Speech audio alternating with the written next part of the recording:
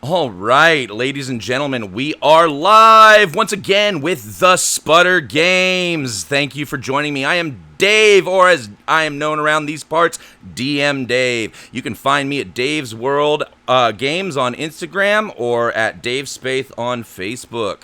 And we'll get around to the introductions here in just a second. Tonight we're doing something a little bit different. We're going to be playing Roll for Shoes. So the first person I'm going to introduce is our guest GM for this evening, GM Vexindono. Go ahead and tell him who you are. And I make this joke before. I don't know if I can get away with it twice in a row, where they can't find you.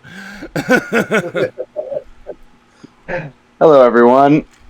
I am Joe, Vexen, Epic Sackman, or Wayne, or today I am DM Joe. I don't have a social media presence. I'm a bit of an enigma, apparently. But I do fun facts. And fun fact today is as I believe Dave said, my debut for streaming as a DM. So yes, I have not streamed. Congratulations. Streaming as a DM. So yes. So Yay! I have never streamed a game for dungeon mastering, or in this case, GMing, or however they want to say it. So we shall see how much people enjoy it. I think you're going to do great, man. I do. Yep. I have faith in you. And let's move on down the line. Tell them who you are and where they can find you, Bailey in the Bailey. I'm Bailey. I'm in the Bailey. You can find me on Instagram at FloralDips25. And, I'm here to play some Roll for Shoes. Okay, I got a question, and, I'm going to sound like a dumbass when I ask this, but the fuck is a Bailey? You probably won't, but go ahead. The fuck is a Bailey? A Bailey is the entryway to a castle just after the ramparts and the gate that falls down. It is the entryway for a castle. I know our viewers are going to tear me apart for that description, but that's just a description of what it is. Sure. Okay, I buy that for $1. I found that out. Oh, shoot. I just realized I forgot to update the coupon code. Before we get too much deeper, let me edit that. The outer walls of a castle or any of several walls surrounding a keep. A courtyard within the external walls or between two outer walls of a castle. And there's a fun story about how that came into existence. Well, share No, it. no, hey, Don't yeah, just tease us. Seriously, how do you stop there? Okay, sorry. I paused for dramatic effect, I guess. I was playing a Game of Thrones tabletop RPG, and our house was called the Spire House, and my name was Bailey Spire, and then the GM was like, well, you guys all meet in the Bailey. I was like, they meet inside of me? And he was like, no, the Bailey is a place. So then everybody started making jokes about where Bailey was probably conceived, because Bailey in the Bailey. So Bailey and that actually that actually was part of my follow-up question, but we never got to it, so you just kept going. My follow-up question is what was going to be what is a Bailey and why are you in it? So the story answered that question. There was a strange magic school bus Game of Thrones crossover. Oh God. Oh God, that was a mental picture. Oh, Miss Frizzle teaches the class about incest. Can we all just stop thinking about Miss Frizzle in full plate mail, just rolling up on the mountain? Oh my God. Okay, today, kids, we're gonna learn about anatomy. Wiener, wiener, wiener, wiener, wiener, wiener, wiener, wiener, wiener. Okay. That's where Bailey comes from, and people have called me Bailey so much at this point that it's my gaming name. That was an amazing story. Top that, Legion. Naga, tell them who you are and where they can find you. everybody. I'm Naga, otherwise known as Eric. You can find me on just about any social media under that moniker. Good luck actually getting in touch with me outside of Twitter, though, or on Discord, which is actually the best option for hitting me up. Absolutely. And don't forget, you can join the Sputter Media Discord. The link is right in our external links right here on the channel. So if you go find the links, you can find the YouTube channel and Sputter channel, and, of course, our Dubby link. Which, before we get into the corporate overlord bullshit, I did save this guy for last. I would say last but not least, but I did choose him last for a reason. And that is because he hosted the last, what was it, 4 or 5 episodes of the Sputter Games. I'd have to go back and count, but we did several episodes where you were GMing Dungeon Crawl Classics. So if you guys didn't check that out, go check that out. He did an amazing job. Go ahead and introduce yourself. Yay. Friends, Twitch chat, countrymen, lend me your ears. It is I, Dominic, known as the Adventurous GM on Start Playing Games, and Kung Fu Panda Malang on Instagram. Please join us as we roll some clicky-clack dice and take on the lives of fantastical characters and a new setting which will be introduced by today's GM. Go forth and act. I just realized, I got y'all in the wrong place, because I usually put the GM in the center, so I need to move you up over here and drag Vex over here. And then pop you over here to the right of Bailey. You're not special today. It's Vex's turn to be fucking special. So I would like to say that everybody's special in their own right. Okay, but you're extra special today. But before we get into your extra special juiciness, we're going to have a little ad for our corporate sponsors. Bailey, you want to talk about Dubby for a bit? Dubby is a jitterless energy drink that is made from the coffee fruit extract. Not coffee beans, not like coffee leaves, coffee fruit. And it's pretty awesome. I honestly recommend it to substitute your coffee in the morning. It's pretty fast to make too. It's a powder that you add to your water. You can add it to seltzer water. You could add it to juice. You could add it to just about any liquid you imbibe, and including alcohol. Oh, I forgot to add Dubby to my whiskey. We'll get a break. And it's not just an energy drink. Dubby actually also sells a hydration drink that if you live in a hot place like Sacramento in California, like I live, it's a really great substitute for just having water, because it also gives you the bonus nutrients and electrolytes you need to get through your day without feeling dehydrated. Like Gatorade, but it tastes way better. Like, no way kidding. Better than Gatorade. I'm not even kidding. It does. Their flavors are better than and the Gatorade.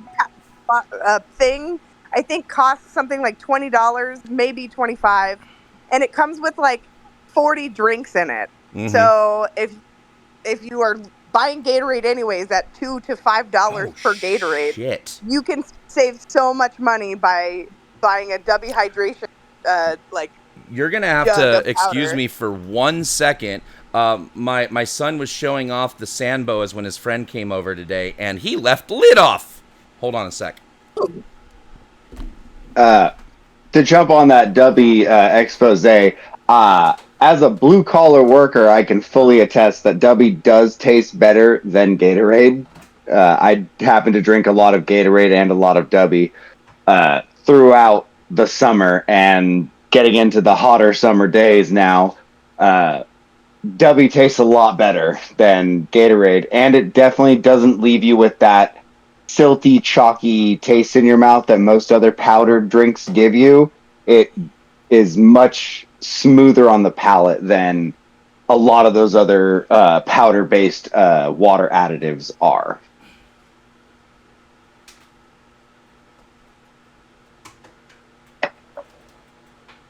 And the energy drink is great to mix with your cocktail as well as the hydration drink. The energy will keep you up. The hydration will keep you hydrated. Debbie doesn't necessarily recommend mixing with alcohol, but we do.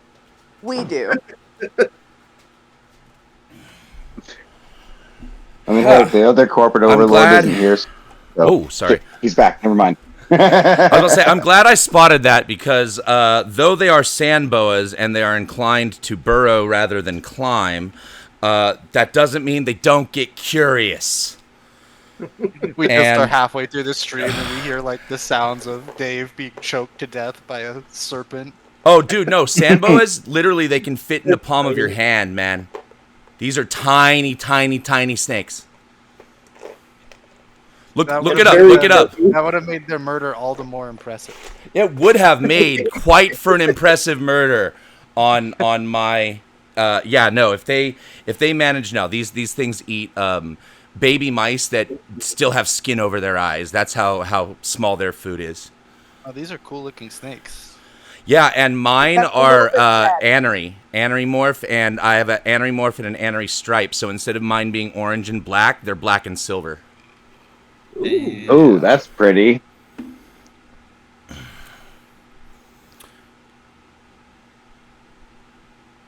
Anywho, we are introductions. Yes, we got through introductions, and then we usually do a question of the day, and this time around, I kind of wanted to do a shout out to my buddy Chris Masters Ma, who has been streaming with me for Baldur's Gate 3, and I don't know if it's going to be starting.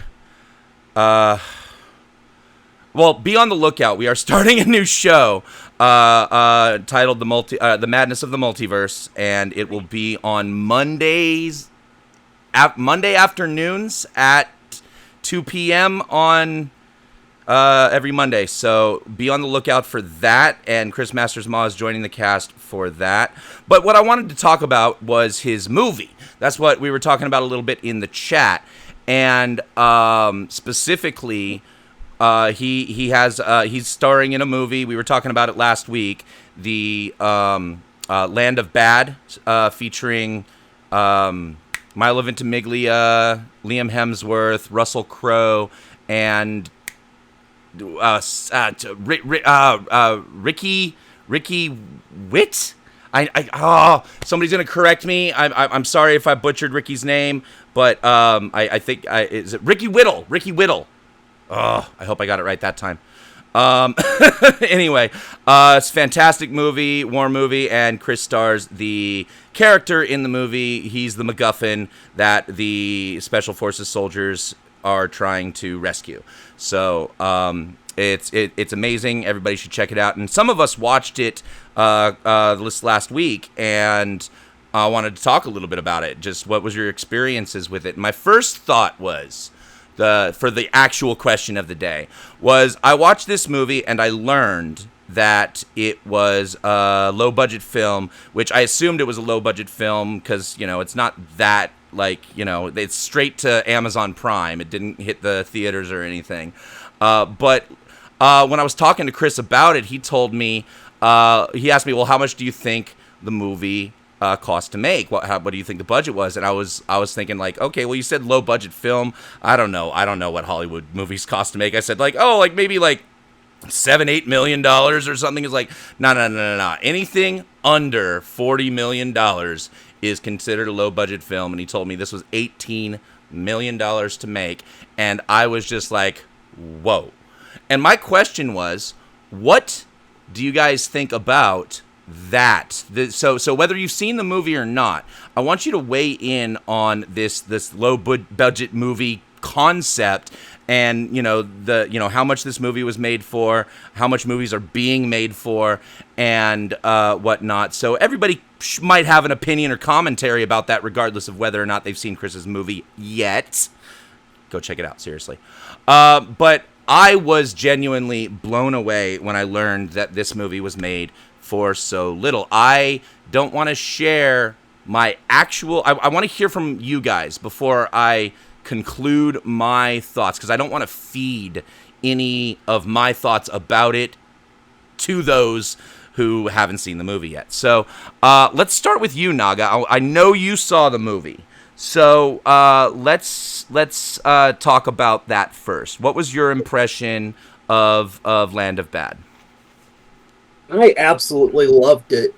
The action was really good, but it was done at the right pace. It gave you, the perfect amount without going into oh shit, what's his name? I'm drawing a blank on it now, but it gave you just enough without going over the top. But for me, what really made it good was the characters, especially Reaper, who was my absolute favorite. I have a I don't know if it's a plot hole or a character flaw about Reaper, but we'll come back to that. Yeah. But for those of you who haven't watched the movie, Reaper is Russell Crowe's character. Yeah. But yeah, I absolutely adored it. And as far as how much it costs to make goes, that actually is a little cheaper than I would have said that it was made for, because it's getting to the point where what you can do with real life people, actors, props, what have you, is starting to get blurred with what CG and stuff like that. And I know that CG especially is still really expensive. Right, and in this movie in particular, there's not a ton of it. It's a lot of practical effects. I want to say most of the, I wouldn't even call this CG, but still would have been video graphics, is when they were doing what the pilots see on the screen for the drones, and then, of course, the drones themselves flying. That's about it. Yeah. And, yeah, I mean, just... overall, I was really impressed with how far they managed to stretch their dollar. Yeah, I definitely think that director and producer deserve some props for making this movie in that budget. I think so. All right, let's kick it over to somebody else before we kill too much of our playing time with bullshitting about movies. Let's hear from somebody who hasn't seen the movie yet. I know we were talking... Coochie, you are Adventurous GM. You haven't watched it yet, correct? Yeah, I haven't, but strangely enough, the fact that it's low budget makes it even more appealing for me to see than it was before. I generally the films I like tend to be low budget. We were just kind of talking about this before the stream.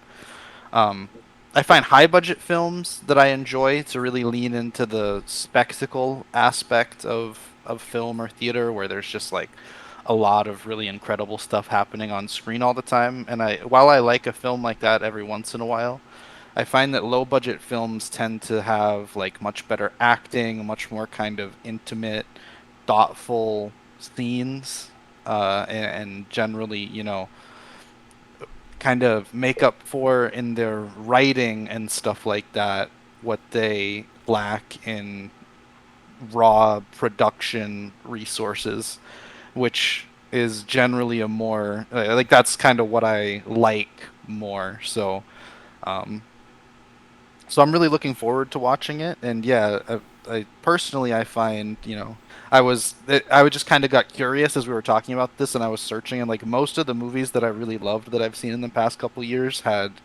budgets of less than 25 million. A lot of them had, like, one of my favorites that I've seen recently is called Swiss Army Man, and the budget oh my god, I love Swiss Army Man. Oh my god.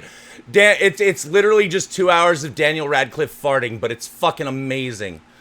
Yeah, that's a good description of the film, and it's an incredible movie, and the budget for that, according to my cursory Google search, was $3 million, and I think that's like a great example of and how much. I mean, like, seriously, half of that had to be fucking Daniel's payday. Yeah, for real. And the other actor is not nobody. Dana. No, what? He played. It's the guy that played the Riddler, right? Am I thinking of the same actor? I'm not familiar with that role. Paul Dano. Paul Dano, yeah, Paul Dano.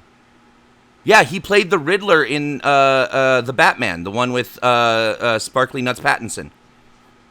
He's the best character in Little Miss Sunshine, and he also does a great job in Girl Next Door, where he and plays. Sorry, going off on this Paul Dano tangent. Character. But if you haven't seen, there's a new one on Netflix with him and Adam Sandler. It's one of those rare, like, low-budget Adam Sandler serious movies, like Punch Drunk Love, that just was amazing, and this one's really good. It's called Spaceman, and Paul Dano plays an alien space spider that gets onto the spacecraft that Adam Sandler's character is manning alone.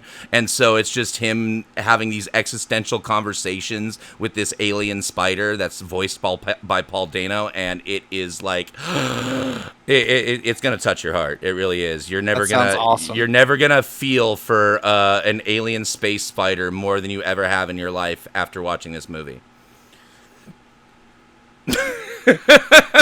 But yeah, low budget films. This is the conversation, right? Yeah, I just looked up the budget of that, and that was $40 million. So also considered a pretty cheap movie. Yes, so, it is right at the cap of low budget. All right, let's hear from. We didn't hear much from Joe and or Bailey about the topic yet, so let's kick it over. I know, Joe, you're going to talk a ton tonight, so Bailey, let's hear from you next. Joe doesn't necessarily watch a ton of movies anymore, and I feel like most movies I watch are, like, silly. But I do have to say that I have a love of low-budget films, especially when they're cheesy-ass horror movies. But, like, as we've been talking about this, I've been looking up some things, and Little Miss Sunshine, specifically, the movie I was just talking about with Paul Dano, that had a $4 million movie budget. Super low budget, great movie, great cast.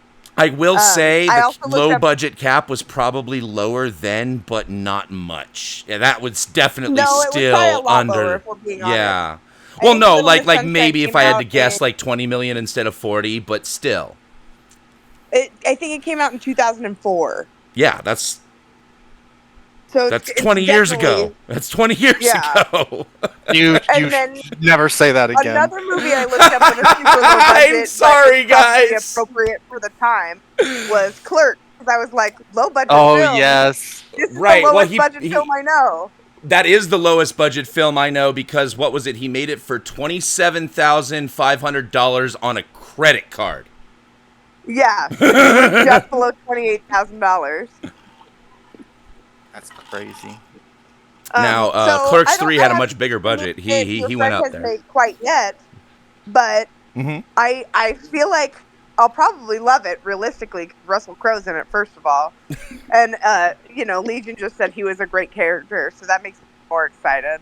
And secondly, like, low budget is just as good as high budget if you have good actors. Another thing somebody else said, like.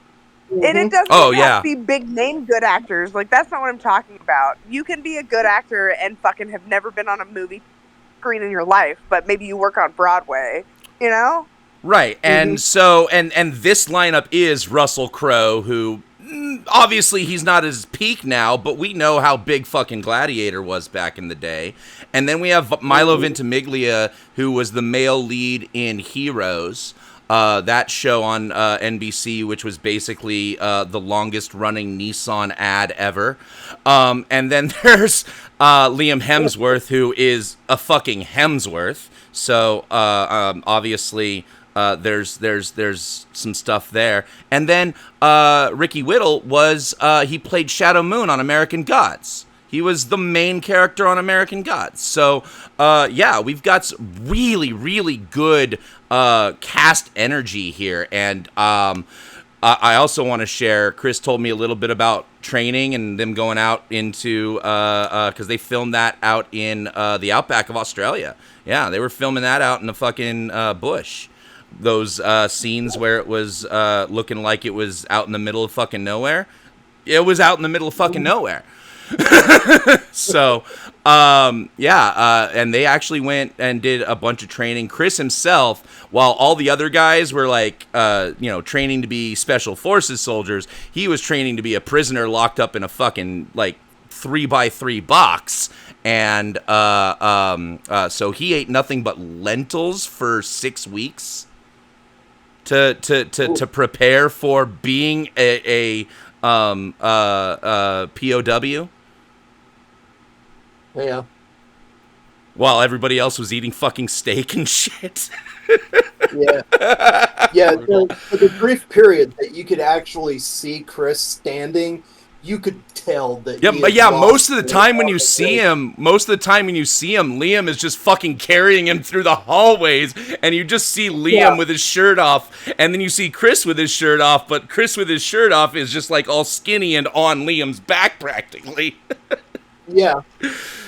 Oh. But yeah, no, that was dedication to the craft for sure. All right, we are getting so goddamn over time. Before I do kick it over to Joe, who already says he doesn't watch too many movies anyway. I got a couple of movies I can throw out there for you that are low budget that I can just spruce up the evening with. I'm sure, but then you're eating into your own GM time. That's your call.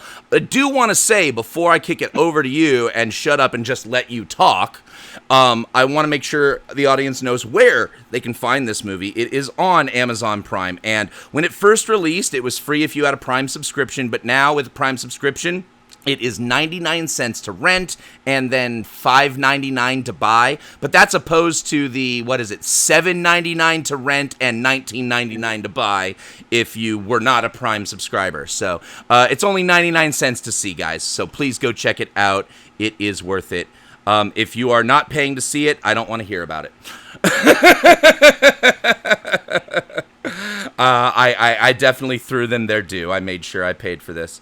All right. That's all I wanted to say before we kick it over to Mr. GM Vexindono's debut. And tonight he is running Roll for Shoes. Do you want me to explain the rules, or do you want to explain the rules? If you want to explain the rules, then I'm perfectly okay with that. All right. So Roll for Shoes is a micro RPG game. And by micro RPG, we mean there are so few rolls that there are so few rules, not rolls. Well, there are plenty of rolls. There are so few rules that you cannot even really call it an RPG. There are exactly 6 rules. Rule number 1. Say what you do and roll a number of d6s determined by the level of relevant skill you have. Rule number 2. If the sum of your roll is higher than an opposing roll, the thing you wanted to happen happens. At start, you only have 1 skill. Do anything 1. Rule number 4. If you roll all 6s, you get a new skill specific to the action 1 level higher than the one you used. Rule number 5. For every roll you fail, you get 1 XP. Rule number 6. XP can be used to change a die into a 6 for advancement purposes only. And that's it. That's the rules. And we're going to play. And we are going to be using actual clickety-clacks tonight. We're going to be rolling our own dice, so no VTT rolls will be displayed tonight. We will be calling out our rolls to the GM, and the GM will be telling us if we succeed or fail. Old school, baby. Honor system. Absolutely. We are on the honor system, but goddamn, this, even when you fail, this game is too fun to lie. Mm-hmm. I just want to say that, like, even when you fail, we're all gonna lie about it. Why are we here? Right, and also remember, if you fail, you gain XP. So if you're trying to succeed on this thing, you're dicking yourself out of possibly advancing in another thing. So exactly. Lying really screws yourself in this game. Anywho, that being said, we have DM Vexindono. Go ahead, kick it off, and tell us what's happening with us tonight. Alrighty. So we have to go through a couple things. First off, I just want to reiterate, I am debuting my DM ship, so pardon me if I make a couple of errors as far as the system and being a DM on stream. I haven't done it before, so I Add him in the apologize in Discord. It's the only advance. where you'll find him. It's really, really hard to fuck up Roll for Shoes, man. That's fine. Secondly, I have never DM'd Roll for Shoes. I have played it before, so this should be fun. But you do have and so GM experience if you want to share about that. I do have GM experience. I've been playing tabletop games since I was 7 years old. I actually learned how to read specifically so that I could build my own character while playing while playing various tabletop games with my uncles when I was 7 years old. So that was the kick in the pants I needed to be able to prove that I could actually play the game. Which is at this point, I think 26 years. I'm turning 33 this year, so a little bit of tidbit. But I've been DMing for probably about 16 or 17 years, off and on, not consistently for, let's just say 17 years. So, but a fun part of Roll for Shoes is that the players get to choose their own setting. I just get to choose the game that we're playing, and they get to build the world around them, and then their characters, and I get to run it. Mm-hmm. So I'm going to be running the scenario of The Stranger, which you can find on the Roll for Shoes site under the Settings tab. That is rollforshoes.com. For is spelled out FOR. Rollforshoes.com. That is correct. And so the scenario is the citizens of a small town frontier. So this is a setting that is in the Wild West. And the first thing that I need to do is somewhere along the dusty western frontier, there is a rough town just struggling to survive. And I need our players to come up with a couple of town names and decide on what they think is the funnest, the best, or the silliest. So let's go ahead and we'll start with Dave. He has experience. Let's see what he comes up with. Mudgrave Hollow. Mudgrave Hollow. I like that. All right. Let's go ahead and jump over to Dominic. I'm just gonna +2 Mudgrave Hollow because I love it. Okay. All right. How about Bailey? What do you think? I mean, I was gonna say Frontier Town, but realistically, I think Mudgrave Hollow is pretty awesome too. I mean, are we go? Legion? Y'all can have ideas too. Well, shit. I'll just say Rock Ridge just to be different. You know what? As the GM, I like Rock. No, I'm just gonna go with Mudgrave Hollow. Where the white women at? A black sheriff? Worked in blazing saddles. All right. Yep. I love that. That's a fantastic low-budget film, by the way. That was one of the ones I was going to bring up. Yeah. So, my next question for you guys is, the town has built up from the first settlement in this area. After it drew crowds of folks for business opportunities, frontier adventures, and some of the promise for a better future. What industry is this town known for? So remember, this is a Western setting, frontier. So cowboys, Indians, all those fun things. What got the ball rolling for this little settlement to become a full-on town? Was it, a bank, a brewery? Was it a mine? Give me something along those sorts of lines. I'm going to say, going with the theme of Mudgrave Hollow, it is clay mining pits. Clay mining. I like that. Okay. All right. I'm just gonna +2 clay mining since you +2'd me there.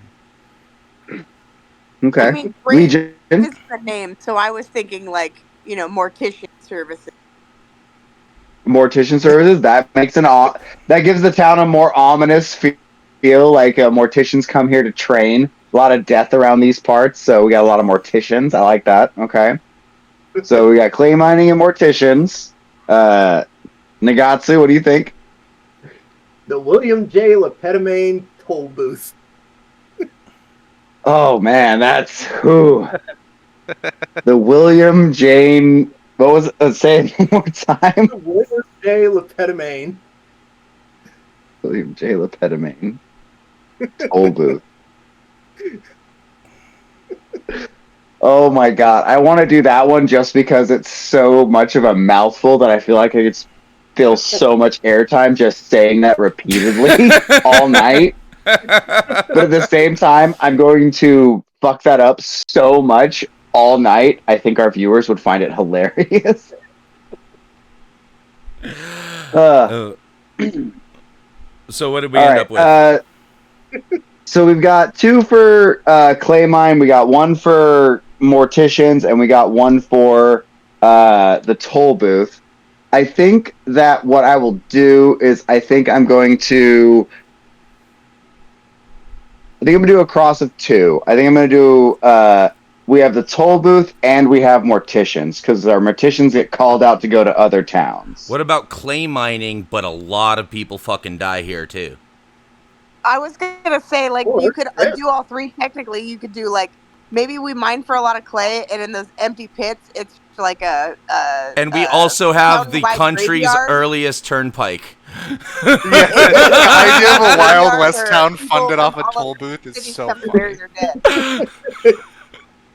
All right, so I'm gonna do. We have a clay mine. We have a link to a toll booth, and then we have the Morticians Academy.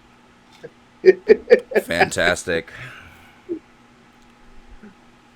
All right, so, and here we go. Here's another one that's gonna make everyone enjoyable. Some would say the surrounding area is scenic. Others call the wilderness desolate. What landmarks are nearby?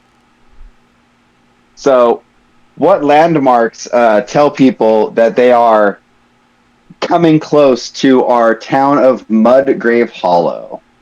I think just a giant dollar sign made out of clay that towers above the toll booth. Okay. Giant dollar sign of clay. I like it. Legion, what do you think? Instead of a dollar sign of clay, can we make like a gravedigger shovel out of clay to be the biggest? Fuck it, new boat. We have a mortician claymation shoveling dollar signs out of the ground. How about that? Like an old steampunk kind of moving clay sculpture. Sure, we can say that there is a rudimentary form of mechanics that makes the mortician with the shovel flinging dollar signs that stay attached to the shovel over his shoulder. Would you like to add anything to this? Add? Okay. Yeah. So, as people approach the town, they know they're getting close because the road gets increasingly studded with more and more frequent potholes. Because I don't know if you know the history of why we call them potholes, but it's because potters would actually dig up and make holes in the road so that they could start digging the clay that was underneath because the roads were making it harder for them to access clay. Okay. I like that. So we just have a fuck ton of potholes as people approach. I like that. So we have rough roads. All right, but for real now, I'm gonna add some W to my whiskey because this is gonna be too goddamn fun tonight, and I don't want to. Okay. Think about your character name. I already got that down. I'm just waiting for you to tell us. Same. All right. So we have rough roads, and we have a slightly mechanized claymation.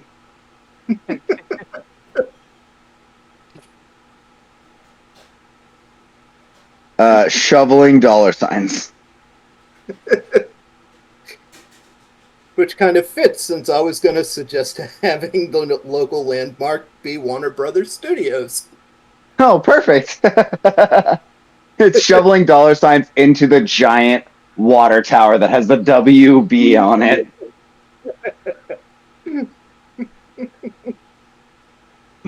It casts a weird oblong shadow. Okay.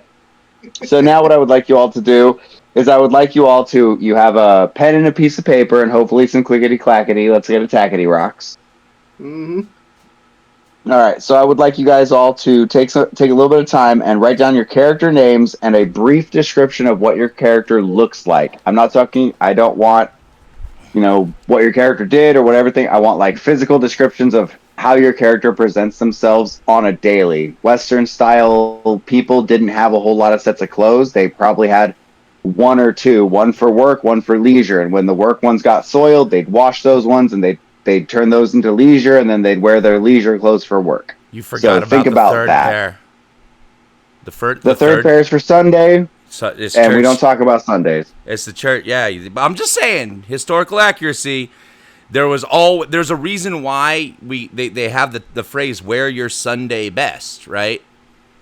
Correct. Your best clothes were always for church. That's a history. Unless somebody plans on playing a preacher, I don't need the description for the third pair. This planning on playing a preacher. Son of a bitch. Okay, well, you have two pairs of clothes that are exactly the same. Don't worry. I just have one set of clothes. Perfect. Okay. But yes, Dave is absolutely correct. For pure historical accuracy, Sunday bests are Sunday best. This is taking place on a Wednesday, Thursday. So I have a couple options, but most of them are very plain colored. Okay. So we'll go ahead and give everybody a quick second to figure out their character names and descriptions. If you're ready, go ahead and let me know. I'm ready. I'm good to go. All right. So we're going to go and start with Bailey. What do you got?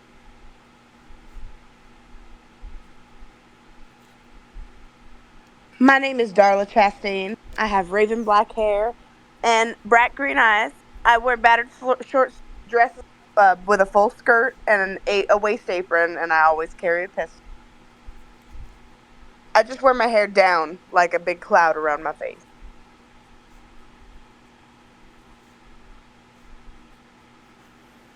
All right. So let's go ahead and go with Dominic. What do you got? My name is Salvatore Furious, and my outfit is written black leather and crosses, motherfucker. So he's an aggressive preacher. Okay. Does Salvatore happen to carry a crucifix on him? No, sir, he carries many. Oh, man. Okay. All right. Give me your character description one more time. My name is Salvatore Furious, and I have black leather and crosses, motherfucker. Black leather and crosses. Okay. All right. Dave, what do we got going on for you? All right, hold on. All right, I am playing Cookie, the comically inept geological surveyor. Wearing overalls, torn and holey shirt, I carry a stew pot and a sextant. I know exactly what you're playing. Do you happen to be a cook? Yeah, I said Cookie, the comically inept geological surveyor. I carry a stew pot and a sextant. Okay. And what are the four basic food I groups? threw every possible fucking reference from that joke into that description. And what are the four basic food groups? Oh fuck. I don't know. Beans, Potatoes. beer, whiskey, and lard. Oh, okay. I was gonna say potatoes. Oh no, I was thinking you were making the joke joke about the guy from Atlantis. Oh no, you missed the joke. Then I know Naga caught it Oh, though. okay. No, it's from Futurama. Yep. Oh, okay. All right. Cookie, the comically inept geological surveyor. I dropped my sextant in the soup. All right. I got a different one. I can't remember his name, but I'm pretty sure it was something along the lines of Cookie. All right. Eric, what do we got going on for you, sir? Well, yeah. I'm just Taggart Lamar, an old mustache pot-bellied cowboy in a black suit and a 10-gallon hat. All right. I like it. Not gonna lie, I was half afraid that Naga would have gone with not just have gone with a Futurama joke, but would have gone with the same one that I went with. Now, my head is 2 balls deep in Blazing Saddles right now. That's fair. I thought you would go though. I thought you would either go 40% lead belly or what's that new one with the crypto mining? I thought you would make some joke out of one of those two. Yeah, that one did tempt me. All right. I don't know if y'all know this, but me and Naga, we met in a Futurama shitposting group. That's how we became friends. So. Yep. I love everything to do about Futurama. I'm sad that I didn't get the cookie joke because I do love Futurama. I've been to several Futurama panels with the actors, and I'm so sad that every single one, for some reason, the Bender voice actor couldn't be there. Oh, that sucks. Yeah, no, I've been to 3 different panels where I got to actually talk and ask questions to the actors, voice actors for Futurama, and oh my god, I've heard so many people ask such disrespecting fucking actors, because one of them was at an anime show, and the first question was, why do you think you're allowed to speak here at an anime convention, even though you're a cartoon voice actor? And the best response I've ever fucking heard. I can't remember which one of the actors was. It was an older white man, but he literally looked at this guy. It was probably about 10 years ago, but he looked like a punk kid. And the guy responded with, well, I mean, you could say that we don't belong here, but we could also say, see you next time on Dragon Ball Z! And the entire crowd just erupted in applause and beautiful, amazing things. And the person who asked that question ran out of that room with complete embarrassment. That's it was fucking hilarious. Great. But I think you mean the guy who played Billy West. Yes. Yes, I think it was Billy I thought West. John DiMaggio did Bender. John John DiMaggio played Billy West. In Futurama? Yeah, John DiMaggio played Billy West in Futurama. What a stupid, phony, made-up name.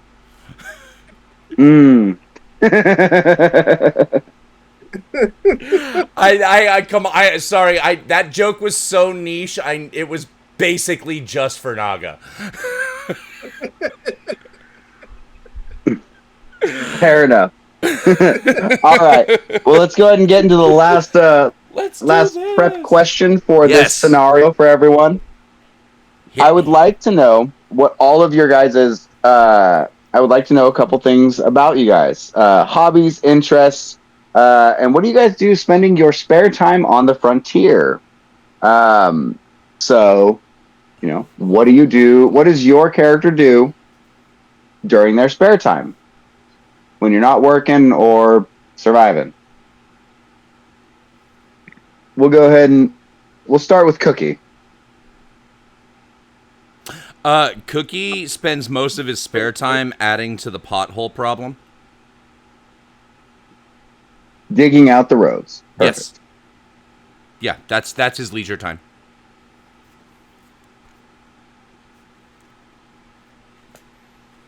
Perfect. All right, Taggart.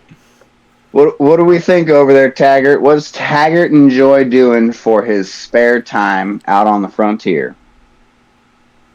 I oversee the laying of the train tracks. All right. Observes train tracks. I like that.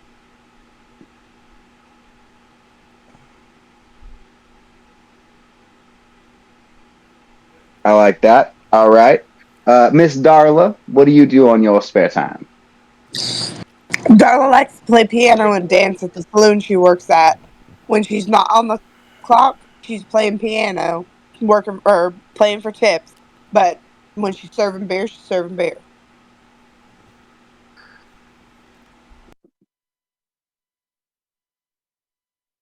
Perfect.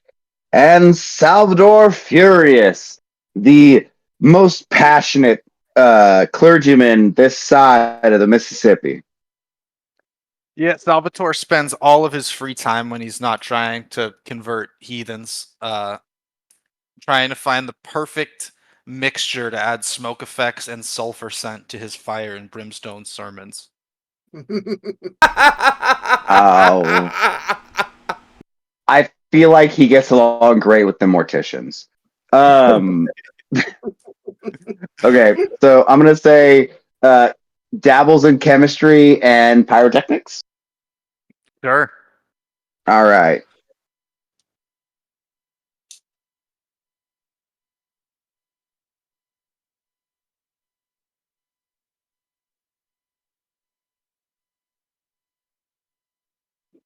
All right. So, based on your guys' descriptions, I'm going to take a leaf out of one of the other scenarios where they actually give you something other than anything one. Yeah. You get to start with a couple extra skills in addition to do anything one. Correct. So I'm gonna go ahead and based on this list, I'm gonna start at my top, which is down. Yeah, you do. Everybody does. So Darla, based on what you said, I'm gonna give you interpretive dance 1. Oh my god. If I know Bailey, she's going to try and find a way to make interpretive dance the way she solves every problem. Oh, by the way, no. If you're giving starting skills, they should start at 2. I'm going to give 1 at 1 and 1 at 2. It's because the only skill you have at 1 is do anything 1. Period. Okay, that's fair. Yeah. Okay. 1 at 2 and 1 at 3. Do 1 at 2 and 1 at 3. That's what I did for you guys when I added the extra skills. I did 1 at 2 and 1 at 3. All right, I'll give Darla interpretive dance 2. And I will give you rickety firearms 1. Or 3, sorry. Rickety firearms 3. Specifically rickety firearms. Can I argue instead of interpretive dance to have performance? Because I sing and I play the piano and I dance. I would think that makes way more sense than I'm okay with that. I try to give them a general skill that could be applicable to multiple situations. Performance it is. Thank you, sir. Sorry, not trying to tell you how to GM. Absolutely have. No, you're good. That's fine. I'm more than willing to accept your criticisms. I have not ran this system, so I'm perfectly okay with that. I promise you, I'm not going to give you any advice that's going to be unbalancing, because that's the thing I hate the fucking most as a GM, is dealing with unbalance. Oh, it is a nightmare for sure. All right, Mr. Salvador, I'm going to give you chemistry 2. Okay. And I'm going to give you pyrotechnics 3. Okay. And cooking, I'm going to give you cooking 2. Cooking 2, got it. And I'm going to give you shovels 3. Shovels 3. I dig it. I you know what? I almost want to argue to go back to cooking 1 because I want to be like more inept, but fuck. No. You are You can cook at a 2's worth of experience, but you choose to make it taste bad. Oh, there we go. Yes, there we go. And if I'm trying to make it bad, that means if I fail at my roll, it actually turns out good. It actually tastes good.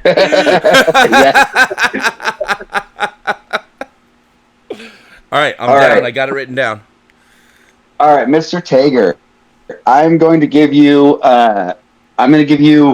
logistics 2. Fuck. There's a skill. And I will give you perception 3. All right. All right. So now that everybody has their stuff set away and their skills set up and their everything set up, now we can actually play the game. Yup. Let's do this. Only took us an hour to get here, but character creation is part of it. Is this a good time for our first ad break before we jump in? Dude, ad breaks have been running automatically. Oh shit, one just started.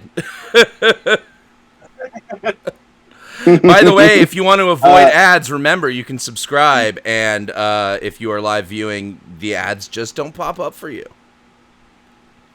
All right, perfect. We lost Dominic for a quick second, so he might just be relogging and rejoining us.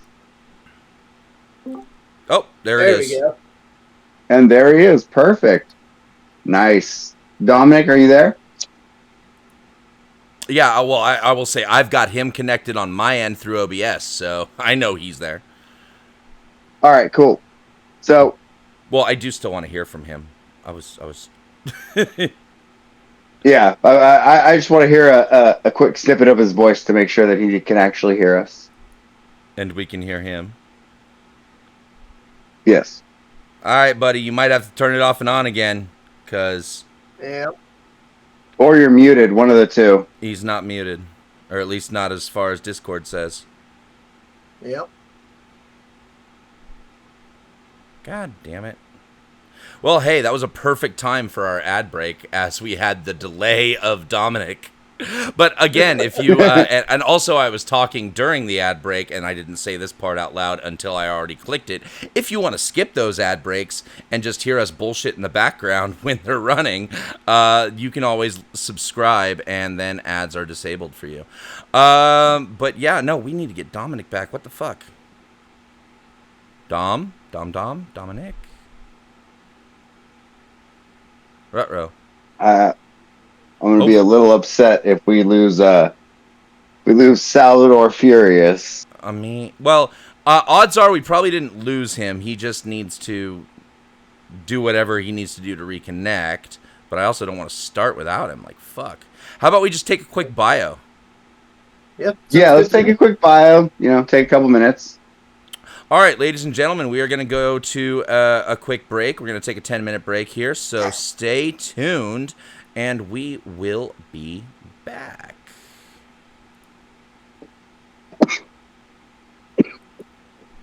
Sorry about that, everyone. Oh my God! All right, are we going to go to break? Because I haven't actually technically started the break. I mean, like, I did put up the screen, but like, you want to just start, or do we want to take the break? We can just start. Let's do it. All right, fuck it. So, all right, back to the...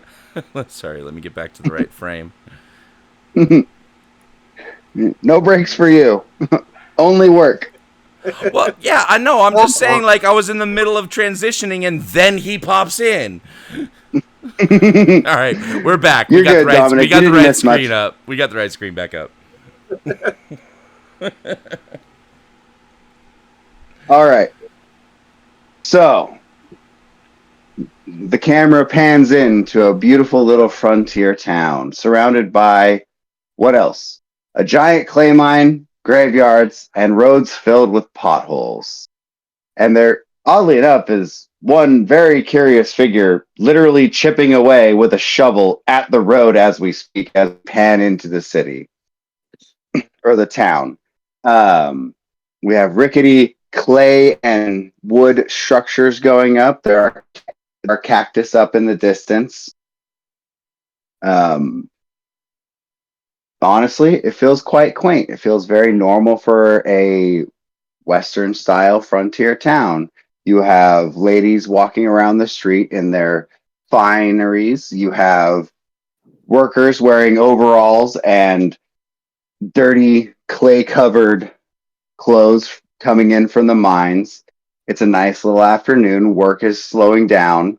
The saloon is lit up and jaunty music is coming from it. The bank is closing its shutters to close out for the day. And everybody is going around what they're doing. We're going to go ahead and jump back to that figure out on the street, mining away at the road coming into the town, which would be our good friend Cookie, the town eccentric.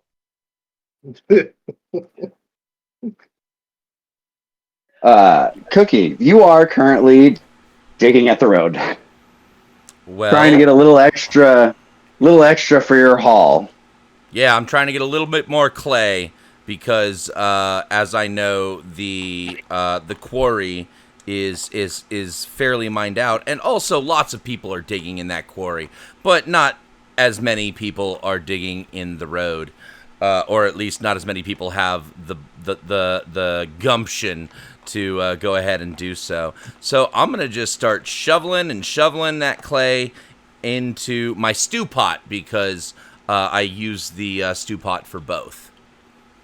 All right, go ahead and first roll of the night. Give me a shovels roll, please. All right, I am shoveling, and I got 13. Oh, nice! You break apart the hard pack for the road, and you, like, right below the road, you scoop out a little bit of dirt, and you just find a beautiful section. This is going to be a big hole. Your stew pot might not fit it. You might need to come back tomorrow. I do want to just get as much of, like, and I want to make sure I separate the dirt from the clay, because the clay is the whole point of digging the pothole. So I will just, like, make sure using the shovel that I, scrape away dirt that is non-usable to reveal usable clay, and only put the usable clay in the stew pot. With a 13, I will say that you managed to fill your pot with about 80% clay from the road. And then you hear the stereotypical, which you're used to hearing this by now because you've been doing this for years. You hear the stereotypical clop clop of someone walking up behind you, and you can hear the spurs jingle a little bit as they walk up. One thing that I would be doing right at the end of all of this, just for my own personal records, because Cookie keeps a journal. He pulls out his sextant and is going to actually use his sextant to determine exactly how much disruption this pothole will cause. Yep. Okay. So you're writing in your journal as you hear this clomp clomp, and you hear the spurs,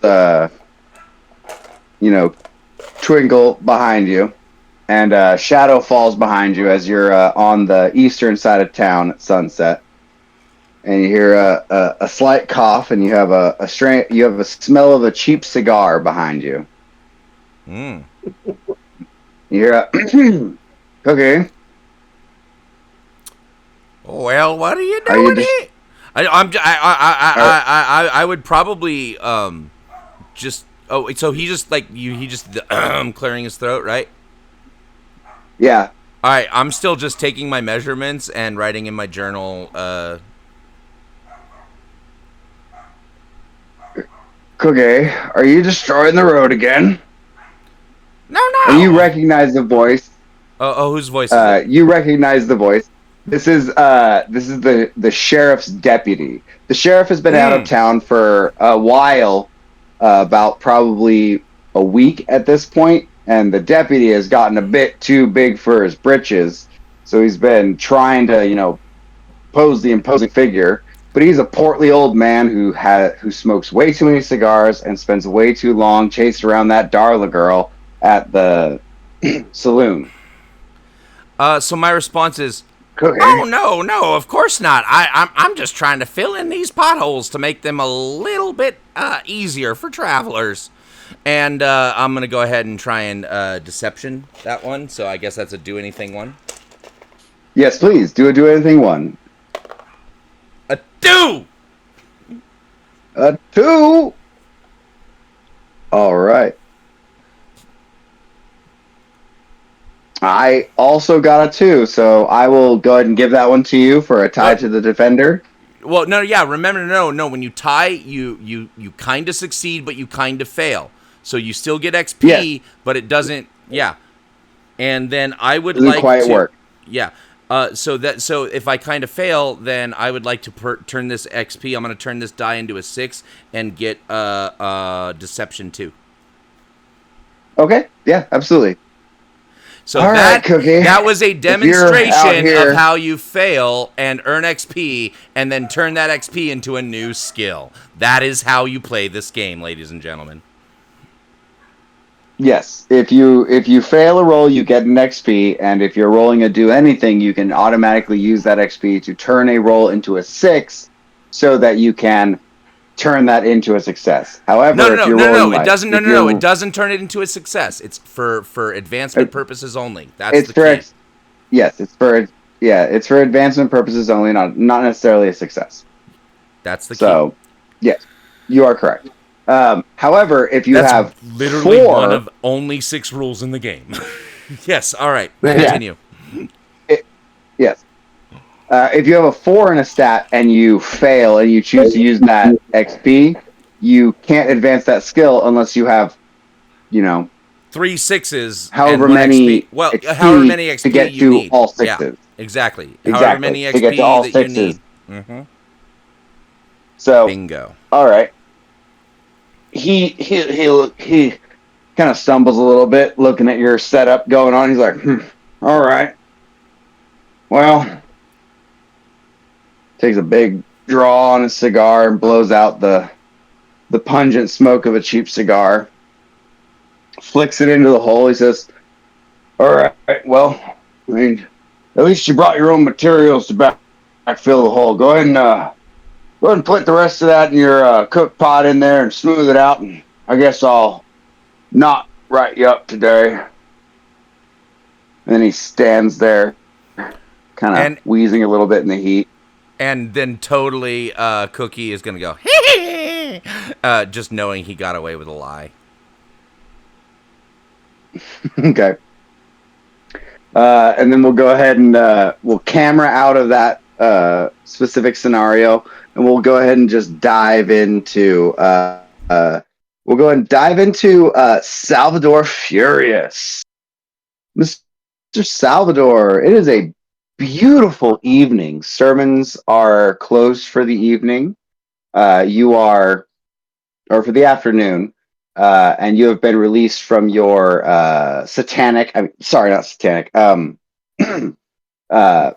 Hellfire and Brimstone sermons. Yeah, you can make an argument. I think that they're same shape, form, or fashion. I think before we have those kinds of conversations, we need to partner up with the Atheist Experience.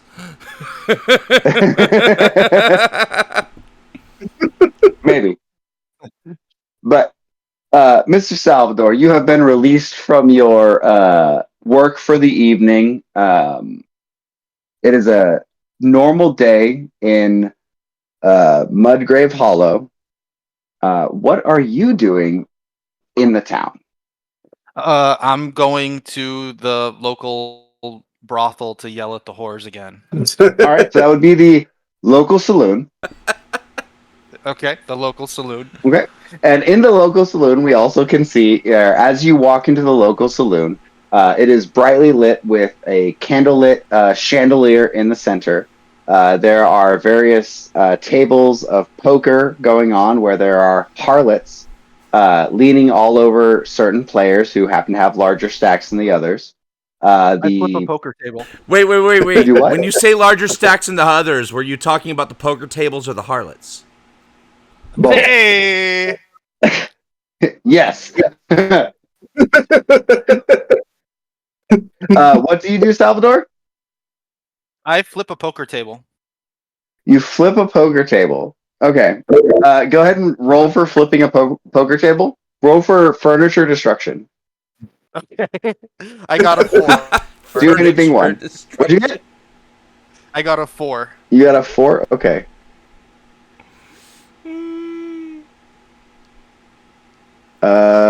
Unfortunately, I got a 7. So you walk up to the table and you like try to lift it, but it's just slightly too well built. And you look under the table and you realize and you see that it has been nailed down from the last time you came into the saloon. I immediately start ranting. My arms are wildly waving as I pull a crucifix out from under my black leather trench coat, and I say, "Satan has been here, nailing the tables to the floor in your den of sin and vice, throwing away your hard earnings," and yelling in the face of the gamblers. You also earn an XP. You also do earn an XP, yes. I spent it to upgrade furniture destruction to 2. That seems like Yes! I love that. I was that. kind That's of like awesome. low-key afraid you were going to bank that just because furniture destruction. When am I going to use that again? I'll use that again. You'll use that again. Yes. I love it. So as you're screaming, and everybody here is completely used to the mad ravings of Salvador the Pious in their eyes. They kind of look at you. You're getting slight stares from the harlots, and they're like rolling their eyes and waiting for you to lose steam and leave, which is what you would normally do. However, the bartender yells at you, "Salvador, come over here!" And Salvatore walks over while ranting about how he is a purveyor of the devil's juice.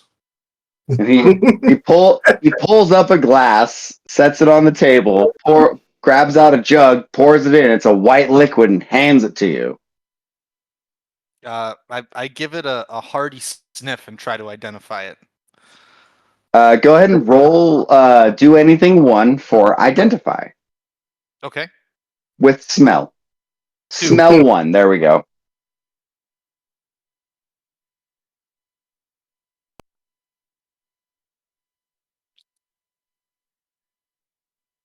Again, I would try and make the skills themselves more general, so perception would be my suggestion. Okay. All right. So perception. So roll. Do anything 1 for perception. I got a 2. You got a 2. That's Yeah. awesome because I got a 1. He you is handing you. You can. You smell it. It's milk. I root through my pockets to find anything I could add to milk to create a foul-smelling cloud to enhance the power of my skin. Okay, roll for foul concoction. Roll for chemistry. There we go. Just roll your Okay. chemistry. I got a 12 on 2d6, which I believe levels my chemistry up to 3, correct? That Yeah, does. it does. Yeah, if you get 2 absolutely 6s. does. Yeah, automatically you go to 3. Yep. Yep. And You also got it's a that succeeds. You managed to find some ipecac and a little bit of vinegar that you can drop into the drink if you so choose. I'm gonna hold on to him for now, but I thank the bartender for something to wet my whistle, and I'm just gonna hold on to this little smoke bomb concoction that I've got brewing in my hands for now while the situation progresses a little. Okay.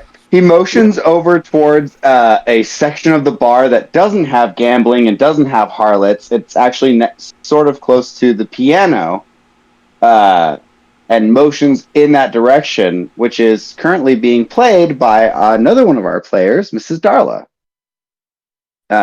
Do you go over there to sit down and enjoy yourself? Yeah, I'll go sit down by the piano and listen. While, of course, lecturing Darla about how, a lady of such talents doesn't need to resort to the sinful ways of the flesh to survive. A speech that she's heard umpteen times. Perfect. So we will jump over to Darla. Darla, you are at the saloon where you like to, on your free times, dance with the patrons and play the piano.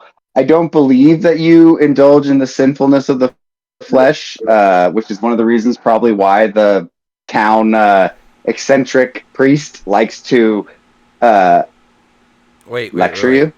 Bailey's not playing a whore? I carry a pistol on my side for a reason. That didn't answer my question. She has her own iron. She doesn't need yours. I'm just fucking with you. What is Miss Darla doing in this situation? You just witnessed the town eccentric priest walk in and scream and try and flip a table that he's flipped 100 times. And the barkeep just recently got smart enough to nail it to the floor, so he couldn't flip it. And then the bartender just, instead of yelling at him and trying to get him out, just offered a peace offering, and now he's lecturing you as he usually does every day. I'm going to continue to play the piano. I'm going to look away from him and roll my eyes and listen intently. And then as the time comes, I'm going to be like, oh, I'm sorry, excuse me. This is the part where I actually have to sing the chorus.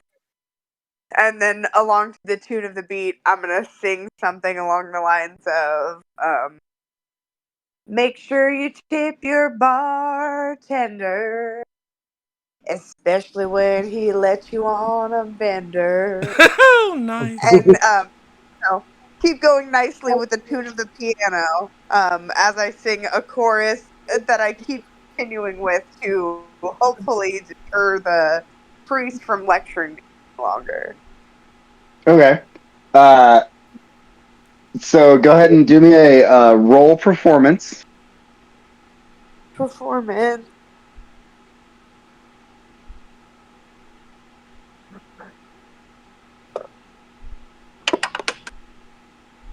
That is a 2 and a 4, 6 total. 6 total. Unfortunately, that's not quite enough to succeed. The bartender looks at you and winks, and all of the patrons are currently getting the stink eye, including our friend Salvador, because he's upset that you aren't listening to his impromptu sermon on the sinfulness of the flesh trade. Boo. Okay. Don't forget to snag your XP. Yeah, don't forget to I snag took that my XP. It's not enough to raise me to the next level on performance, sadly. So bank it. Is there anything else you would like to do during this time? Do you want to go and is there anything else you'd like to do? If the crowd seems like they're starting to turn against me, I'm gonna take a 15-minute break. Okay. And what are you doing during that 15-minute break? Excusing myself politely from the priest and making it look like I'm going to the bathroom when I'm really going out the back door, probably to smoke a cigar, or a cigarette, or something of that sort. Okay. So as you walk outside, you are hit with the fresh air outside that has started to get colder as it's gotten darker. It is brisk, and you feel that the air around the tavern, or not tavern, sorry, the air around the saloon has gotten marginally weirder. It feels as though there's something on the air that you just can't quite put your finger on. Is it due to like the smell in the air, or the atmosphere, or the people that are making noise in the background that I'm not used to? What's creating this? Go ahead and roll a do anything for perception. Perception. Okay. That is a So go ahead and bank that XP unless you want to spend it to I will gain gladly raise. perception too. to it too. Okay. So there is something weird. You can't quite put your finger on what around you is off, but something is off. Normally, when you step outside, the priest gets on your nerves a little bit. Sometimes the tavern or sometimes the saloon's not as quite inviting or tippy as you would like them to be. But tonight, it's just when you stepped outside to light your cigar, instead of lighting your cigar and having it and enjoying it and going back inside, you kind of stop and look around, but you can't quite put a finger on what is causing you to have this hesitation. Okay. So, but there is definitely something strange going on around you. And at that point, we will go ahead and, as you come back into the saloon, we're going to go ahead and pan the camera out and go over to our friend, Tiger. As we're transitioning, I'm running an ad break, and I just want to say, as I'm popping the ad break up, I also just logged in to from my own Twitch to see what the ads are, and I just got an ad for Venom the Last Dance. So I'm actually kind of stoked about the ads that are coming in. That's a cool ad. Nice. Just saying, That's awesome. one of the ads was for the new Venom movie. So I didn't hate the ad. I'm just saying. All right. That's good to know, because I didn't know there was a new Venom movie coming out. Oh, yeah. Venom 3, yeah. And it's very specifically, according to the developers, creators, everything, it is absolutely, this Venom is supposed to connect to Spider-Man 4. So, nice. so they are bridging. You remember the end credit scene in No Way Home with the Venom little symbiote thing. Yo, they pick up straight up where that left off in the trailer. You can see he's wearing the exact same outfit that he was wearing in the bar. Nice. Yeah. So. This is they are not that was not a one-off. Now there's some arguments about there might be some retconning in there based on the trailer. Oh, here's the other thing, really cool. The main antagonist, the guy who's trying to track down, and because Eddie's a fugitive and blah blah blah, the one who's trying to capture Venom is being played by the guy who played Baron Mordo in Doctor Strange. Oh, cool. So that's a very confirmation that Eddie is not in the MCU because this actor is playing another character in this universe. So that has other implications for the multiverse. Not going to divulge into all that. That's a whole other conversation we could have. But no, I just thought it was really cool that our ads. There was just an ad on our show for the new Venom movie, and I dig the shit out of that. Nice.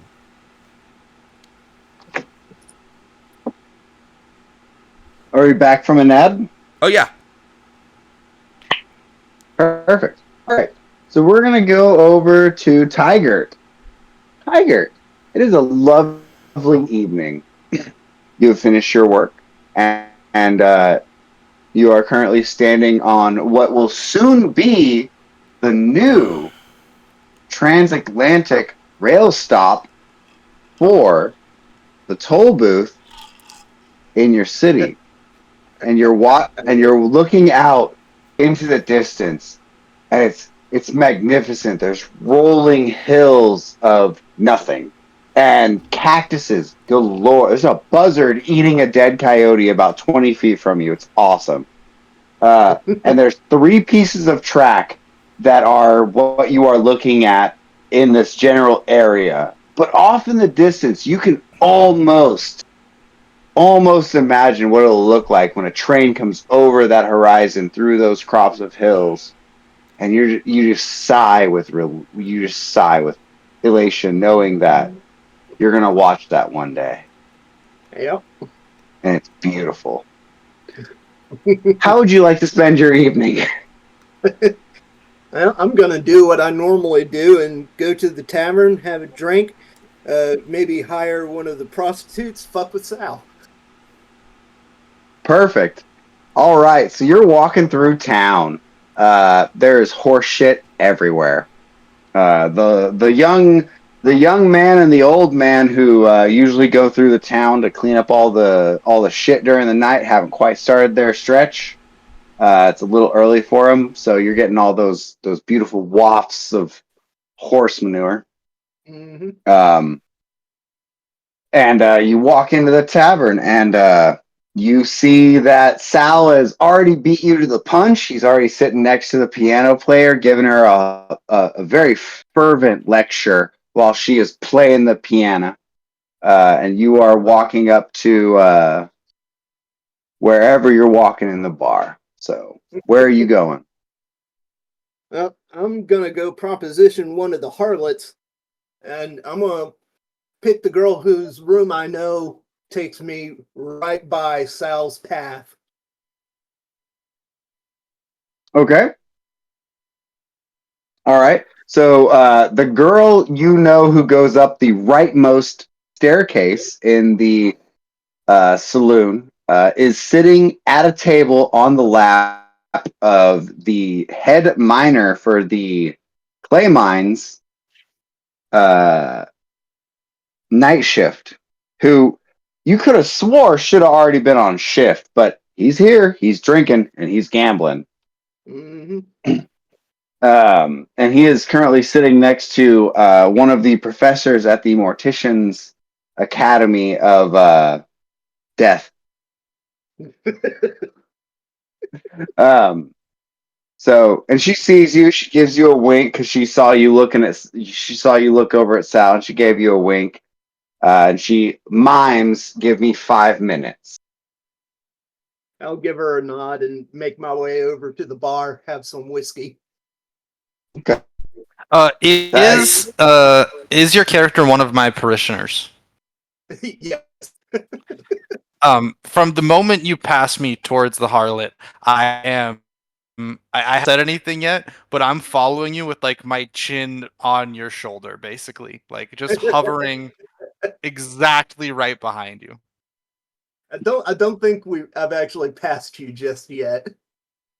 Not quite, not quite yet. All these things are sort of happening in tandem right now. Right now, Salvador is still giving Darla a lecture on the sinfulness of engaging in the flesh trade. Cookie is still being confronted by the down deputy, and Tiger just walked into the bar. So just a little bit. Um, so Tiger, you walk up to the bar, and the bartender looks at you and goes, "Tiger, you want your usual rock gut?" Yep. All right. He leans over, he grabs a bottle, he blows the dust off. You're the only one who buys this stuff. I don't know how you can afford it, but as he pops the cork out of the top, sets a glass that could be a lot cleaner, and then just pours you something. It's got cork residue in it and all the fun bits. Slides it towards you. Just the way I like it. And hey, logistics pays well. To you and your fancy speak. As he lights up a cigar in the bar and then says, "That'll be 50 cents. And I'll fish some coins out of my pocket and put them on the bar, slide them over. Thank you kindly." And at this point, oh, go ahead. Hmm? Oh, no, you were saying something. Go ahead. No, I wasn't. Oh, okay. At this point, Darla walks out of the bar, and now Salvatore, you see him at the bar, uh, and I will say that you did notice him looking and seeing the Lady of the Night mime time at you, so you have time to go and interact with if you want. Yeah, I still think Salvatore's not going to interact. He's been putting a lot of effort into all the sermons thus far, but he is going to hover, just right behind him, very uncomfortably so. Perfect. Okay. So we're gonna slightly zoom out of the tavern, and we're gonna jump back over to Cookie. Cookie, you have done what you were asked, and you are on your way back into town. Where is Cookie headed? It has been a hot day in the sun. Oh, absolutely to the tavern to get fucked up. Beautiful. So you walk in, and you see as you're walking in. Sorry, tavern, saloon. I forgot what setting we were in. I keep doing it too. I totally get it. I totally get it. It's been a minute since I've ran a Western themes game before. I was gonna ask if there was another bar in town because I only work. There is only one saloon. There's only one brothel. They happen to be in the same room. I mean, that is very typical Western town. Probably also a casino, right? Oh yeah, they're playing poker. Yeah. Absolutely, they are. As you walk in, Cookie, you hear a raucous round of cheers as you walk in from all of the gamblers. As they look over at you and they smile. When you walk in, the music stops and it kind of sets you off a little bit because there's this raucous applause from the left and the music stops from the right. And it's a bit disorientating to you. And you just see that the piano player just gets up and walks out back as soon as you walk into the building. How would you interact with this situation? Cookie would sit down right in front of the. Is there an open seat at the bar? There are several. All right. Cookie One will. of them is Tager. One of them is taken up with Tager. Another one is taken up with the town drunk. And there's another one where the sheriff's deputy tilts his hat at you when you walk in. You know, job well done doing what you said you were going to do. As he falls into his drink, enjoying it like an old lost lover. Honestly, Cookie is thirsty, and this is probably one of those times where he is so not disruptive. I don't think Cookie is specifically disruptive. He's not a disruptive element, but he or at least not he's not trying to be disruptive, but he does just fuck up a lot. So he's entertaining in his clumsiness. The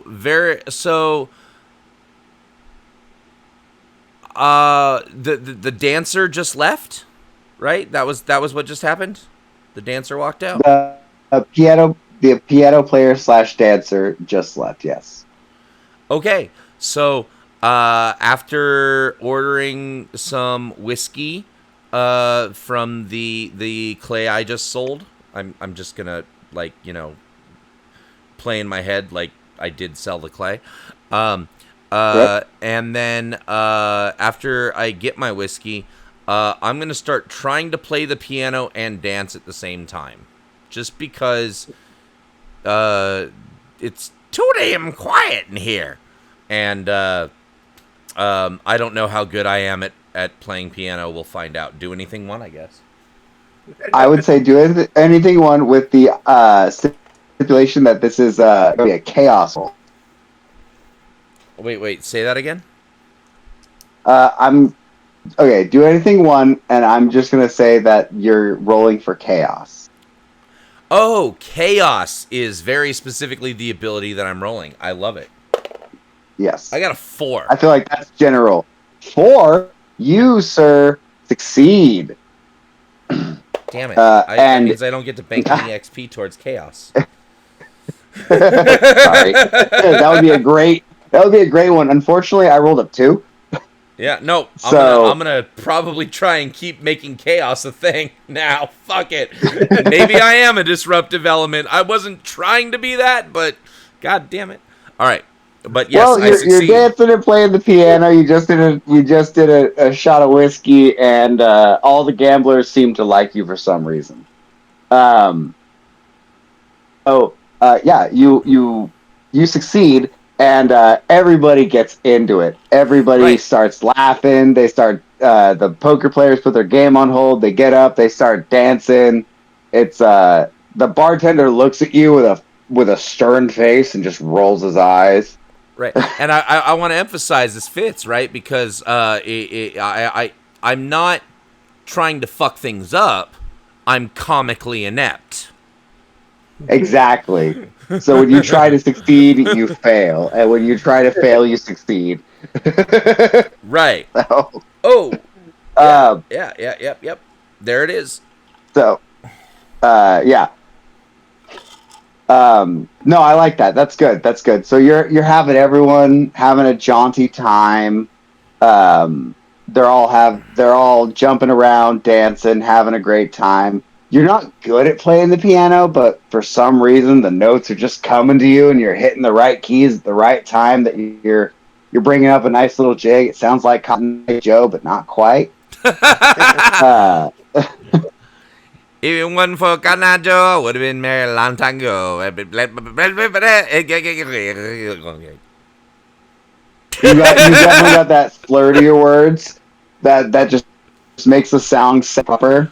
Even I've been forgotten that I've been married a long time ago. Where it come from? Where it go?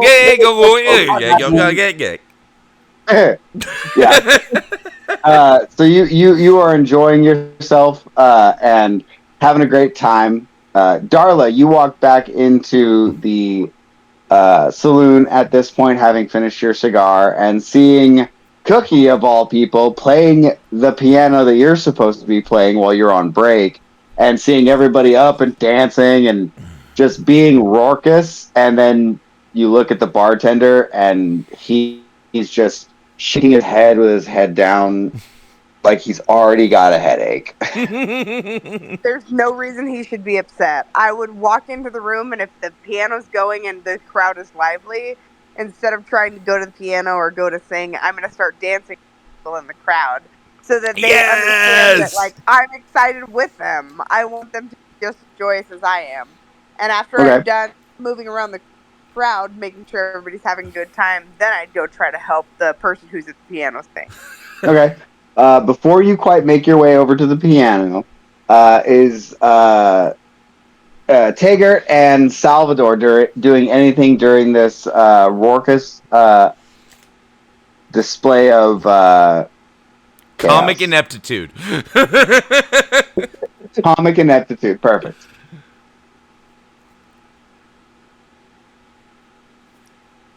I'm still, Salvatore's still hovering over Tiger, waiting for his opportunity to pounce when he actually tries to do something sinful.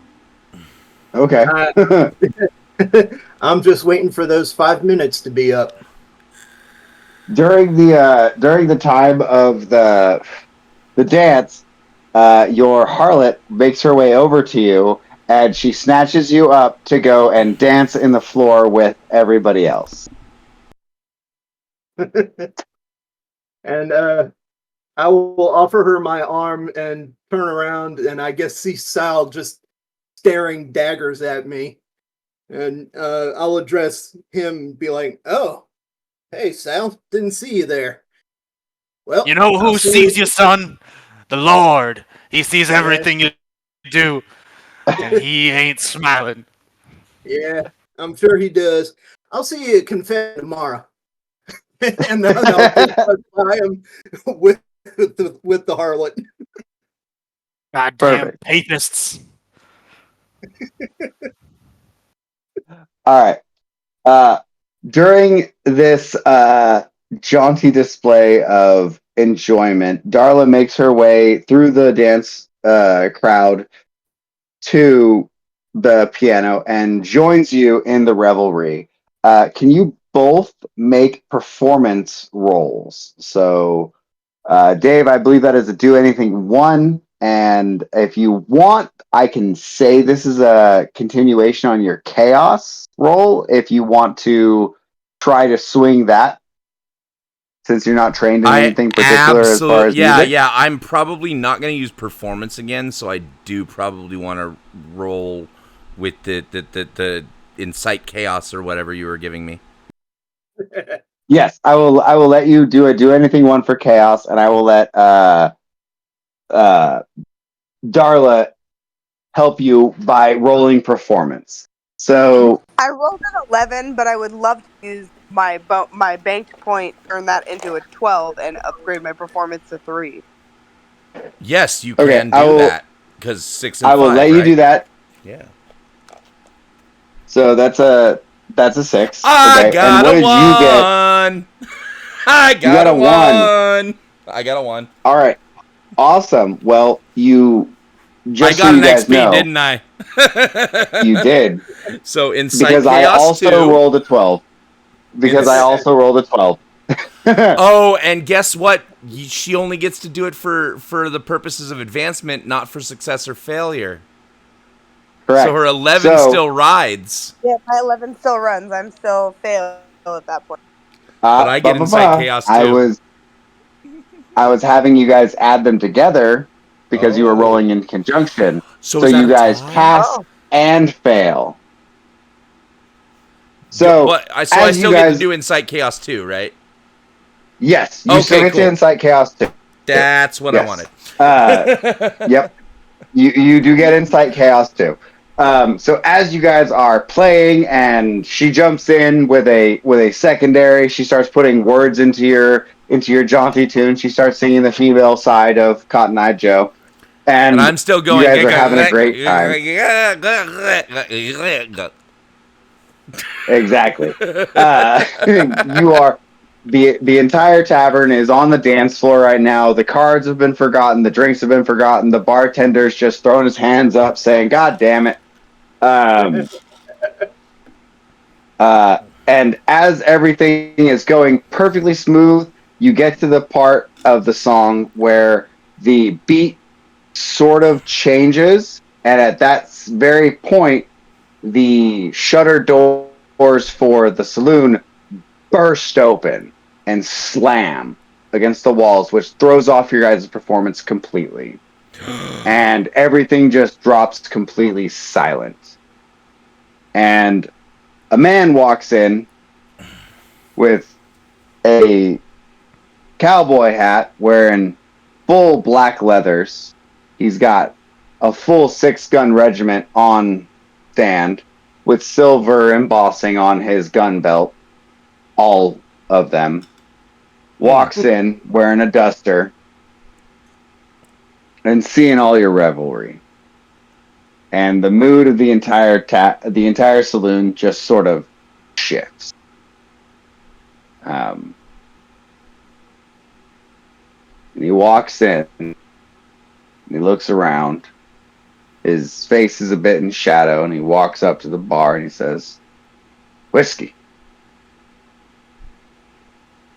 Everyone here gets the feeling of unease from this person.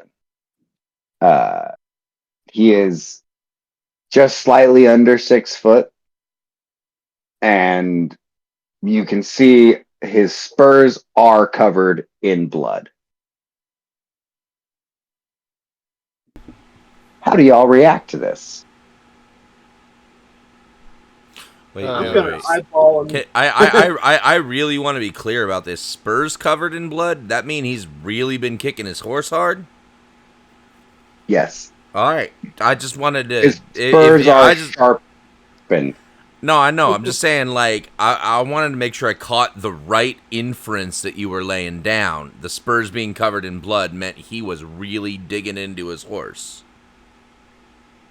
Yes. Okay.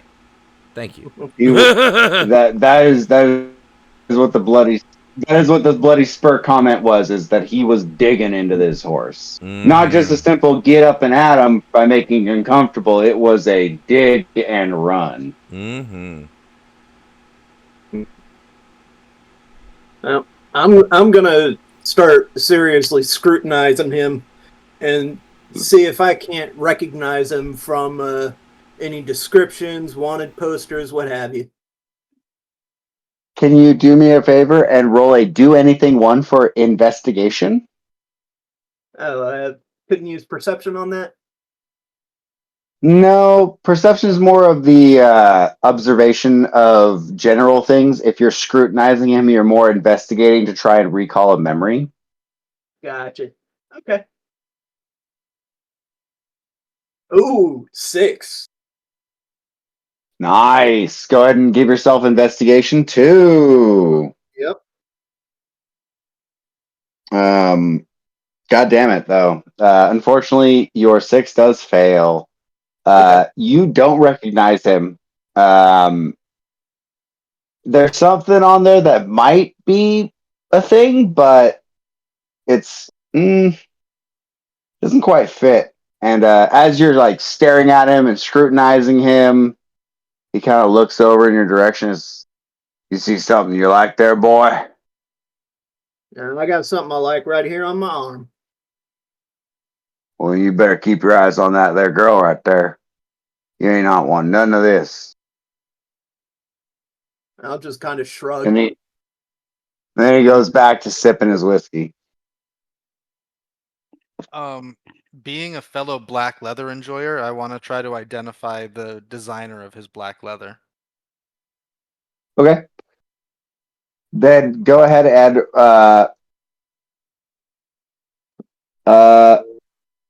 you know what? I will let you roll chemistry on this because there are certain aspects of chemistry that go into leatherworking.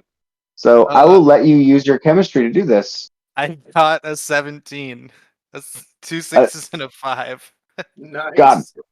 God damn! Do you want to use a? Do you have any banked XP? I don't. All right. Well, let me roll this real quick. I got a 14, so you succeed. Um, you, for some weird reason, you are a connoisseur of leather, and you could have been a leather worker in a past life. Uh, the way that his outfit was made is instinctive of New Orleans, and that is the way that his leather is etched and tanned is specifically out of New Orleans for the people of New Orleans. I can't think of a Uh, specific trade in New Orleans for leather as far as like back in the Western days. Gator, maybe like alligator leather. I don't know Yeah, if there's yeah, gators it's in New Orleans. alligator. No, that's perfect. That's perfect. I like that. It's alligator leather. It's alligator leather that has been so well worn that it doesn't quite look like alligator leather, but you were able to discern the pattern outside of his outfit. So I'm gonna slide up next to him at the bar and be like, "New Orleans alligator leather, huh? Now that's a damn city in need of salvation if ever there was one. Are you in need of salvation, son? Is that what brought you to Mudgrave Hollow?" He takes a sip of his whiskey and he looks over at you and he says, "I'm in need of a lot more than salvation, there, Father."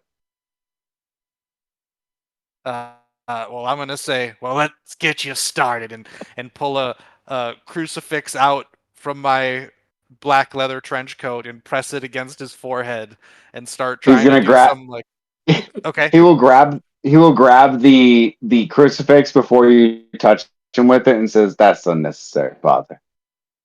I have my own personal priest. Though I do appreciate the sentiment, I don't think he would like you stepping in on his business."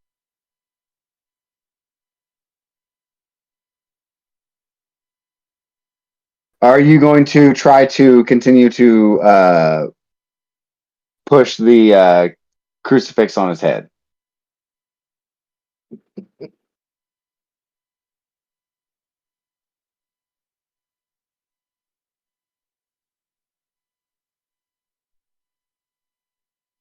Dom? Dominic, did I lose you? Uh-oh. I think we lost him. No, Dominic. Ruh-roh. Ruh-roh.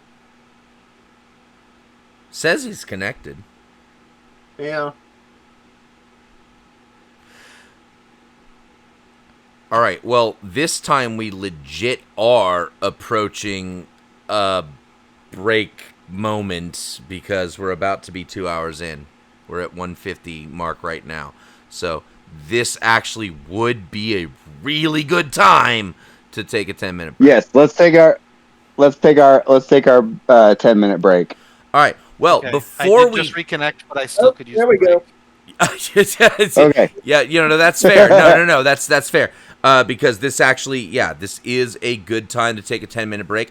And as we go to break, I want to do a quick shout out before we go to our 10-minute break to our new followers that just joined us this week. So I want to say thank you for following. You know what? I have so much fun reading these names sometimes because some of these usernames are just fucking amazing. All right. So shout out to Batty Iamuri for following us, and shout out to X-Man T-Girl. Shout out to Firebane. And then you got too many numbers in your name, Jason. Jason 28 blah blah blah. I'm not going to read all the numbers. Thank you. Thank you for joining us, Danny Ann. Thank you for joining us, Eidolon 7601. See, that's a reasonable number of numbers. A reasonable number of numbers. And also huge shout out to Eidolon, who also subscribed. So not just followed, but subscribed. So thank you. And then we got finally you singles. Thank you for following us, you singles. And of course, we made the joke earlier about Bailey and the Bailey, right? You joined us as a subscriber. You are already a follower, but you're now subscribing to our own channel. And so shout out to Bailey. And what was the other thing I wanted? There was another thing I wanted to say before we went to break. What was it? Yes, I wanted to remind viewers that there are no ad breaks in our YouTube videos. So if you go to Sputter Media YouTube, you can see all of our episodes ad-free right then and there. No breaks except for, YouTube has ad breaks. So if you're, you got to subscribe to YouTube. But I'm just saying the Twitch breaks don't appear in the video on YouTube. You might still get ad breaks, but at the very least, they probably aren't likely to overlap at the same time as whatever you might have missed. Either way, subscribe and you miss nothing. Right? All right, let's go to a 10-minute break, and we will, I've got 8:55 my clock, so we're back at 9:05 p.m. Sounds good. Okay. See you in a few.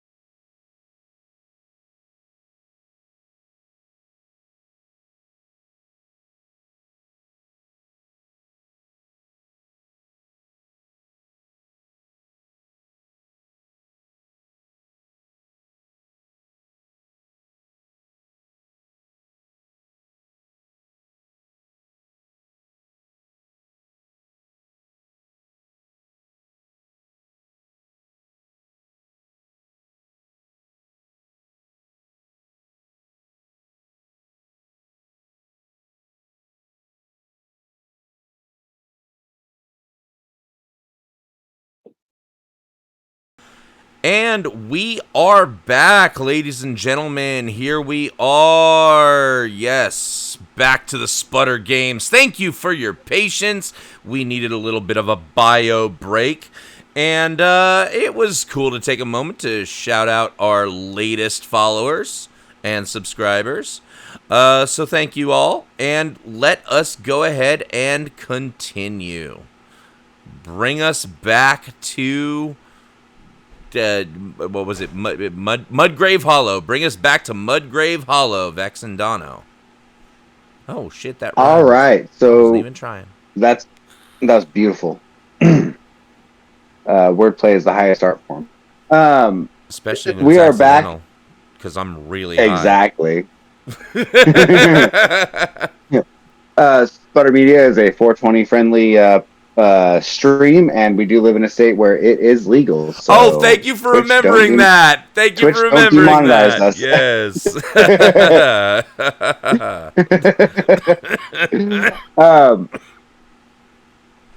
So we are going to bring the camera back into the saloon where this stranger has seemingly crashed the enjoyment and the frivolity of this town, and has already made an offhand comment to our good friend Tager about staring at him, and is currently engaged in a altercation of sorts with our friendly neighborhood father Salvador Furious, who is currently trying to press a crucifix to his head, where the stranger has grabbed the crucifix out of Father Salvador's hand and said, "No, thank you, Father. I have my own personal priest, and he doesn't like competition." And we come back to Father Salvador responding to that statement. I'm going to start attempting an exorcism.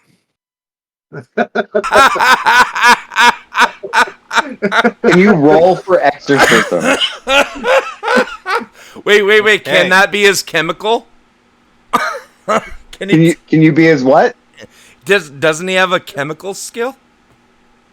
He does. I do. I feel like exorcism is a unique enough thing that it like. I mean, if you want, or I mean, like I was trying to give you another D6 to your roll, pal. I appreciate it, but I'm okay with going to exorcism on this one. I did roll a 1, and I am going to level it up. Assuming Okay, there you go. That you know what that. There you go.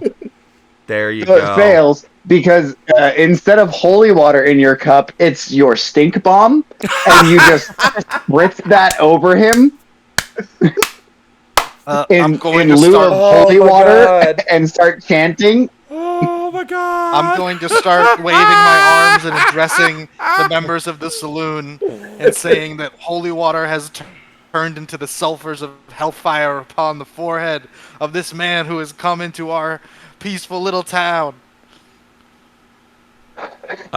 Cookie is going to grab some of whatever residue he can find after Stink Bomb was thrown, so that he can add it to his spice rack.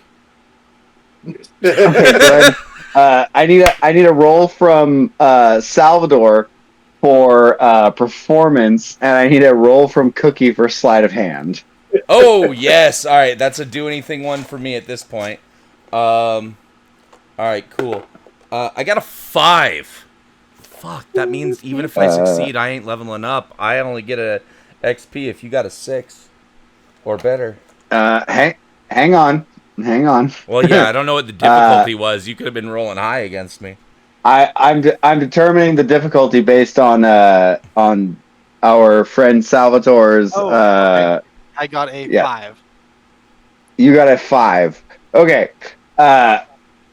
So fuck, you did we just tie? Salvador. We just fucking tied in the post roll. No. You guys weren't rolling opposed. You were rolling against different rolls. Okay, thank you. Oh, that's good. Salvatore, you succeed in your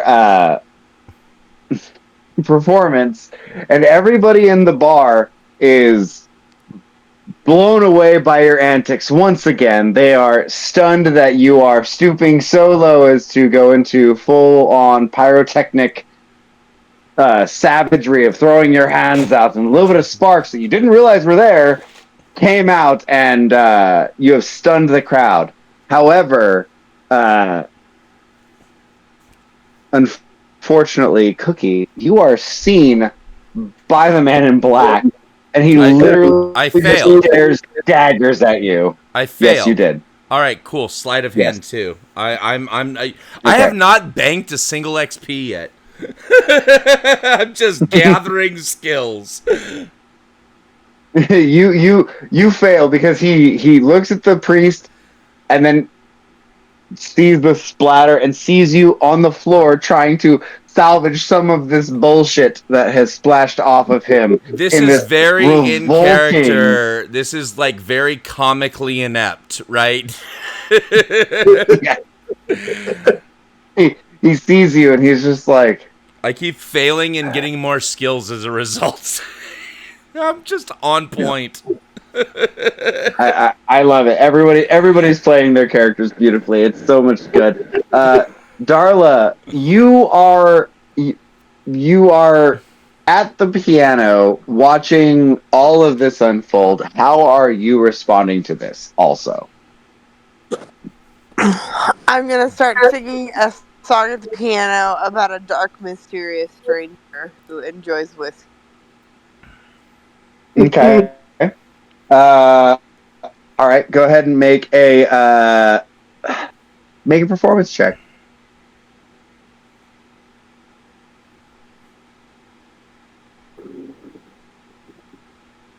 Six plus 4 plus 5 is 15.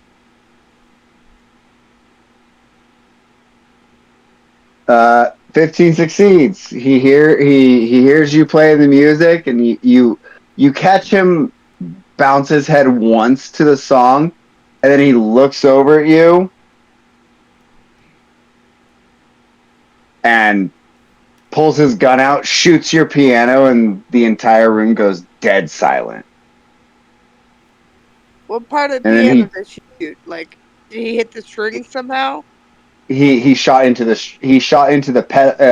piano where the pedals connect into the main piano, so you can no longer do the tune, or you can no longer do the pedal part of the piano.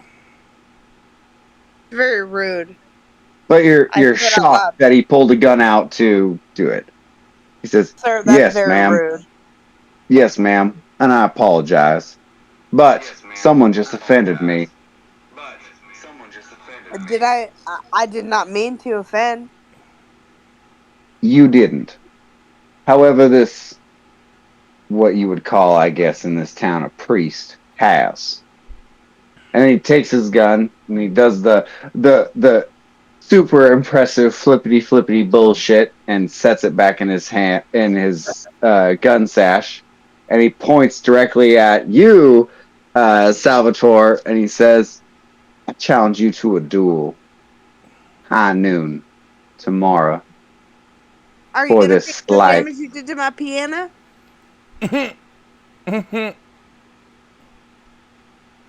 He ignores your statement as he stares daggers into Salvador Furious. No weapon formed against me shall prosper, devil spawn. I'll see you at high noon and you'll breathe your last. Oh god. Well, I'll see you at high noon, then, father. He gets up, he slams the rest of his whiskey, he tosses ample amounts of gold dust on the bar, and then walks up to the upstairs room, and he grabs Tiger's woman off her arm, or off his arm, and stalks up the stairs. And she goes with him willingly. That's all right. I just paid for her to fuck with Sal. So mission accomplished.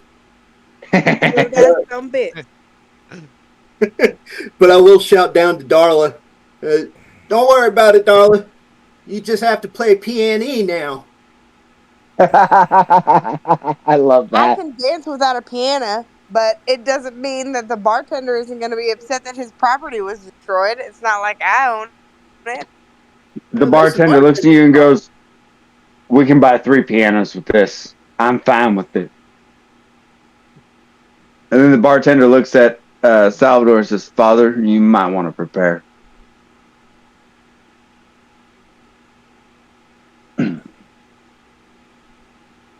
So, Indeed. how is everyone uh, dealing with this turn of events? I.e., what are you doing for the remainder of the evening?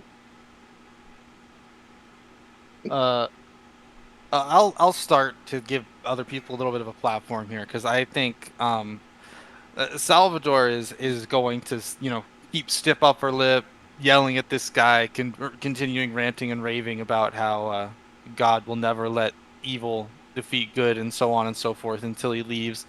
But then for the first time ever, probably once the guy is gone and he knows he's gone, Salvador orders a whiskey and is sipping it at the corner of a bar, kind of with his head in his hand, not sure how he's going to survive tomorrow. The bartender pours you a double and says, "You might want to take it slow." And then he will walk away. And the I bartender would will walk up like to to approach the priest.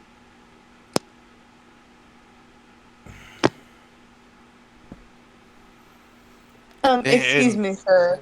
You're in for a hard day ahead of you, and I just wanted to offer my pistol because I don't think I've ever carried a weapon in my life. and he says, "Why, thank you. You're one of the most honest and finest women in this town, but I don't know the pistol will do much good in my hands. I've never had much of a steady hand or been much for shooting." How are you gonna go into a gunfight without a gun, son? Oh, that Well, rhymed. that's a good question.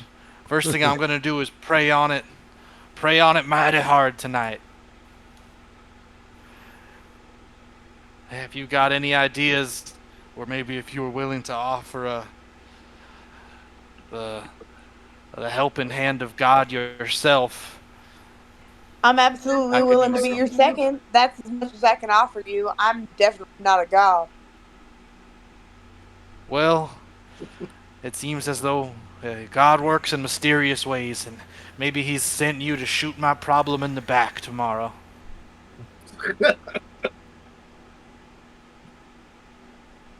I My will hand is also here to feed him, father.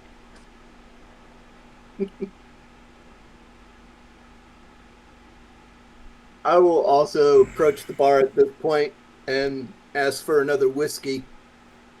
And I'll turn to Sal and say, "Don't worry, Sal. The Lord's got you back. Plus, you got plenty of redemption to do tomorrow, and I got plenty of sinning to do tonight." I say as I pick up the whiskey and walk over to the poker tables.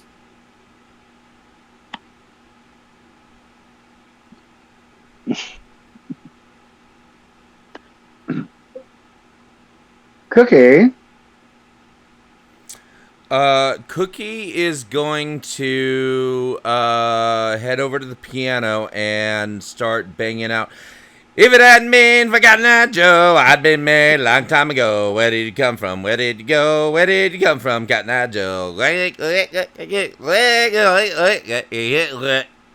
Please stop banging on my broken piano. You want to roll an Oh, insight chaos? I absolutely do want to roll Insight Chaos. I've got Insight Chaos 2. I might roll higher than a 6. I rolled a 4. Unfortunately, go ahead and take an XP, Yeah. and that does not work. You go over there, you start banging on it, and the bartender comes over and he just closes the lid and says, "Son, I mean, You're not younger than me. God damn it. Cookie! It's I love the how my piano. laugh like just sounds in character because I do have a maniacal laugh. Just my natural laugh sounds like a cackling maniac. It just does. I know it. I know it. Y'all know it. You've heard me laugh before. So he just closes. He just closes the lid slow enough that you can pull your fingers out, and he says, "Cookie, it's broken. It ain't gonna work. Why don't you, if you can't figure out any way to help our father over there from getting shot to dead, you might want to, you know, go Well, dig more potholes or something." I can make a stew, and I will head over to I don't know whatever the saloon has for cooking, and throw my cooking pot on it and start grabbing whatever ingredients I can find. Mud and the dirt. bar, the saloon owner just shakes his head and just says, "Whatever." Go ahead and roll a cooking. All right, cooking. Here comes cooking. This cooking roll is gonna like save your life, Father. I'm telling you.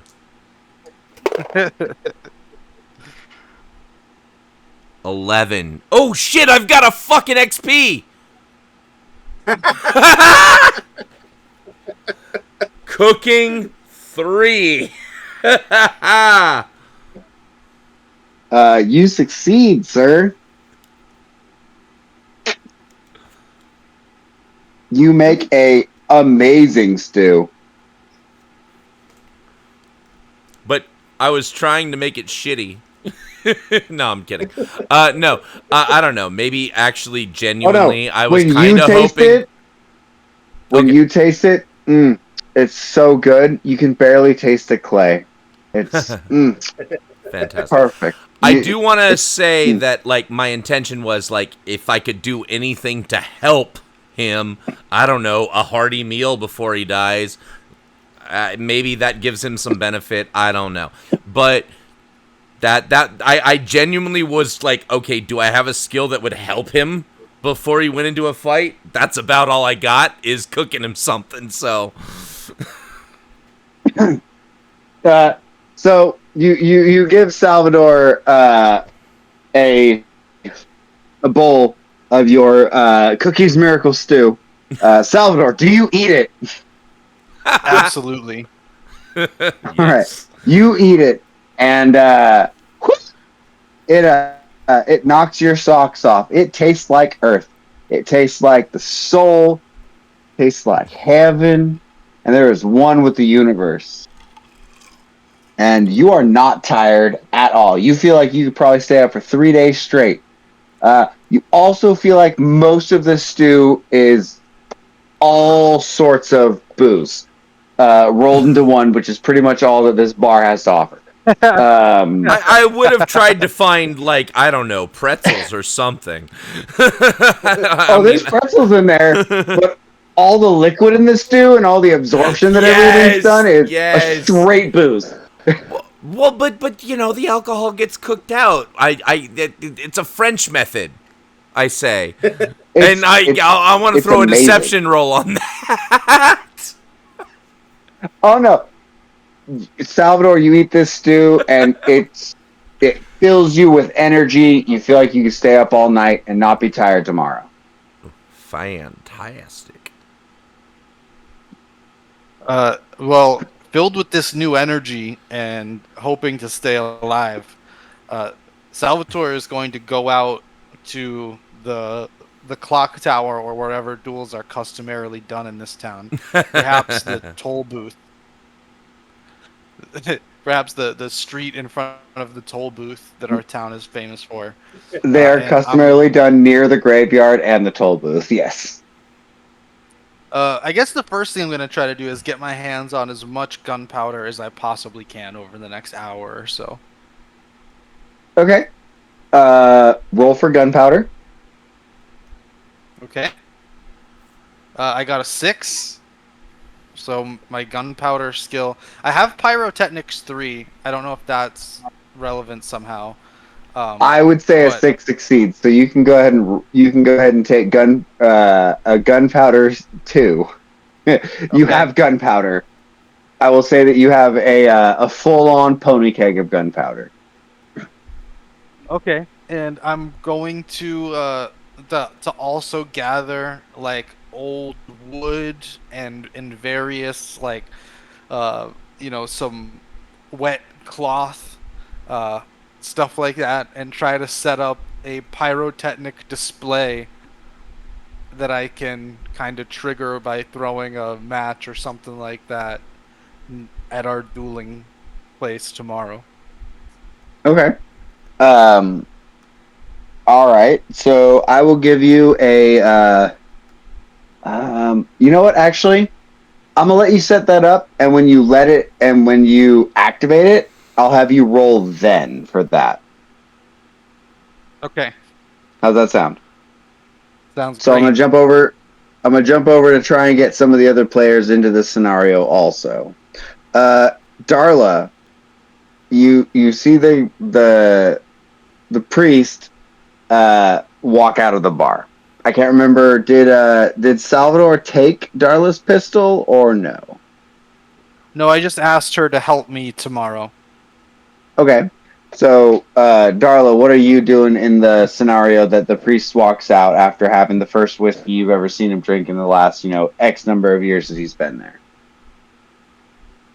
I told him I'd be his second, so I definitely plan on showing up at the thing tomorrow. But I don't plan on following him home, so I'll, retire to wherever my dwelling is and then meet him tomorrow at the place. Okay. All right. So then we will jump over to Cookie.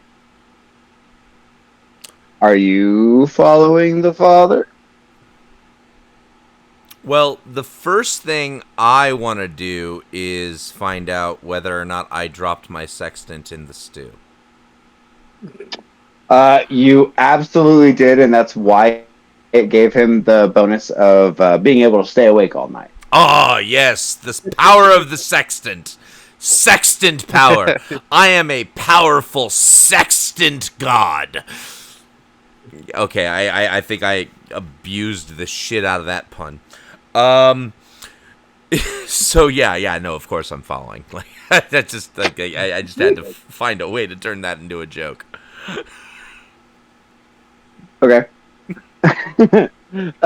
So you follow him outside, and you see him starting to like set up these lines of black powder and all the wicks and everything like that near where the duels usually take place. Are you wait. It can't be the OK Corral. Let's call it the KO Corral. All right.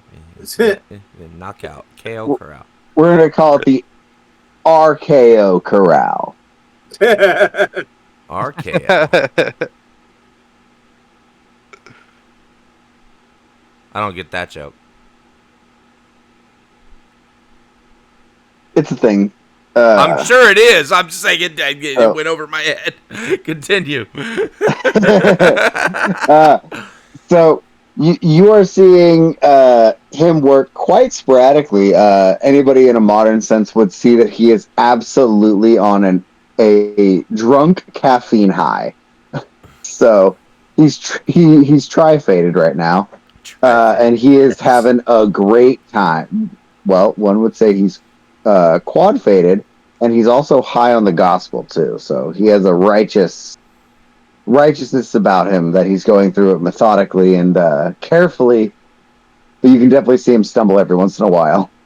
Right, but let's not forget that the religious high is a placebo effect. That's fair. So what is Cookie doing in this situation? Is Cookie just watching him prepare for his duel, or is Cookie going to try and assist him in any way? Yes, Cookie is going to try and deceptively shovel potholes where the mysterious stranger will be, so that it will disrupt the mysterious stranger's showdown-ness. Okay. Okay. So I will go ahead and let you roll that. You can either choose to roll deception or you can choose to roll shovel. Okay, so well, I wanted to do the shoveling deceptively, but if you're gonna roll it all into one roll, I'm definitely taking shovel. I've got shovel 3, deception 2. Yes. All right. I will absolutely let you roll shovel 3. Shovel 3 it is. And that's a 10. 10 succeeds. You are able to you dig a metric fuckload of holes, basically turning the entire street into Swiss cheese on the area where the stranger will walk out of the saloon to challenge Father Furious. Correct. So, that is my goal. I don't want these holes to be disrupting Father Furious in any way. Okay. All right. Tager. Yep. You are playing poker. Father Furious has left, and you saw that Darla has offered to be a second and then went to bed. And you see that Cookie went outside, and as you glance over to the doors, you see a lot of dirt on the entryway to the saloon. Just a absolute ton of it. Yeah, I'm gonna take a look at that. Okay. Do you walk out of the saloon? Yeah. So you see Cookie outside, turning the area in front of the saloon, the street that you walk all the time. He is turning it into Swiss cheese. I did say I wanted to do it deceptively. So for example, like I'm using my sextant to be like a geological surveyor, and then, but I'm actually, secretly just like, oh, I'm getting down low onto the ground, just measuring the street, and then just like digging those holes, but they're like just perfect so that it'll fuck up the stranger. When he's walking outside, you haven't gone through and smoothed it all out to make it look invisible from his side of you. So when he walks out, you're just digging holes. So you haven't got to the deceptive part yet. Okay, so that will be a separate roll. I asked about that before. It will be a separate roll. I just wanted you to dig the holes first, so that I could I could draw Tigered out yet. Sure. So Tiger, you see him dig a bunch of holes, and what do? Well, shit. I suppose I best help the crazy old loon too. And, I'll draw up some maps and work out where the best places to be, or where the best places to lay the father's black charges would be, or black powder charges. Ain't nobody in this party wants this to be a fair fight. Go ahead and make a logistics roll for me. All right.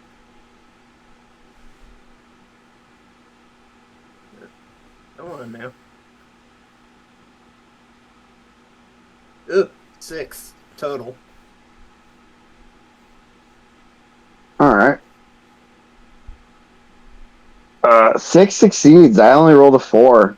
So you're able to point at specific holes that don't forget Cookie 6 automatically. If that was a 1 die, that's an automatic up the next roll. No, I'm already at logistics 2. Oh fuck, that wasn't a do anything 1. My bad, sorry. It's all right. Yeah. So you're able to point out specific holes that Cookie is digging before he backfills them and makes them look invisible to the stranger. That Father Furious could run a line through that will disrupt where and how if lit, the stranger won't have sure footing and will send up a extraneous amount of dust. Father Furious, are you going to take the logistics expert's advice? Absolutely. I'll take any help I can get. All right. So you will take his advice and go ahead and do me a favor and roll pyrotechnics for me. Okay. Wow, 6, 6, 4. So 16. Nice. Do you have That a banked succeeds. I only XP? got. Yeah. Do you? I don't. I've been spending XP as fast as I'm Oh, getting it, basically. darn. Oh, that's unfortunate. Okay. Right, because you could go to fucking Well, 4 at that. That would be sick, but I cannot. But I'm happy with my 14 for now. yeah, you succeed. I only got an 11. Um, so uh, you follow his path, and as you're following it, you see that the way that you've laid it out and the way that you're laying it out now will allow you to have a wonderful display behind you, and then the path of least resistance to the stranger will give you a surprise explosion on his side instead of making it look like it's actually black powder. It will actually make it look like it's an act of God when it explodes. Amazing. And hopefully we can scare him into one of the pits that Cookie has dug, where he can then get executed. Well, they're not that big because Cookie is in the process of backfilling them and making sure that they are hidden. Um, Darla. Literally just trying to trip him up. Yep. Your pits are soon to become spike death traps, and you're gonna have a business in dungeon making soon. Soup. Um, Darla.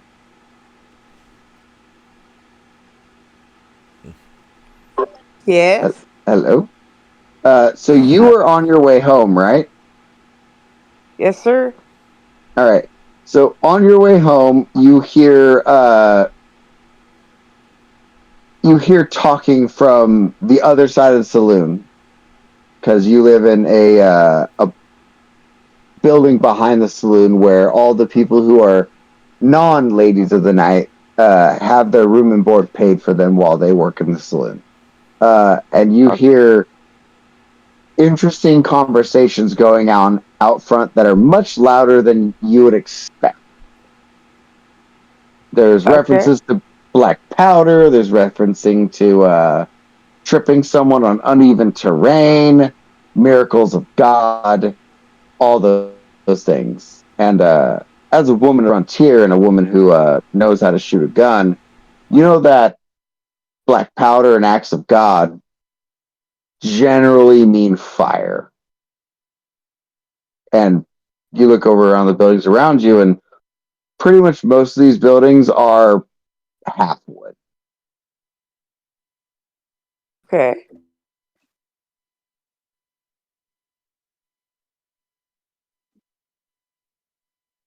Do I hear anything that could help the priest tomorrow for the fight? You are overhearing the priest and the two other people in the game prepping for the priest's fight tomorrow. Oh, I didn't realize they were so close. Okay. So then I'm going to make note of things that are going on and try to prepare myself as best as I can. Okay. Are you going to go out there and talk to them?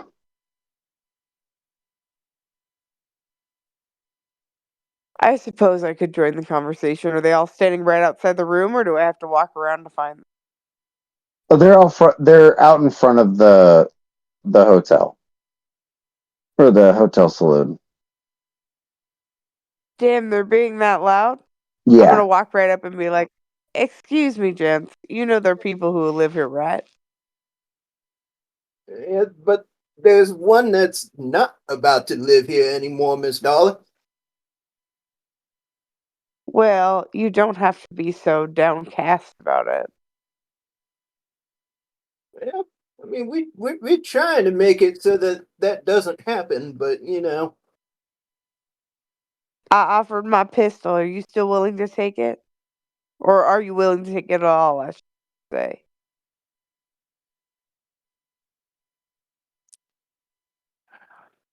Well, if you don't wish to raise your weapon against this evil man and do him in yourself when God gives the opportunity, I suppose I could take it and try to end him rightly, but I'm afraid even with God granting me strength, my shaky old hands may miss Darla.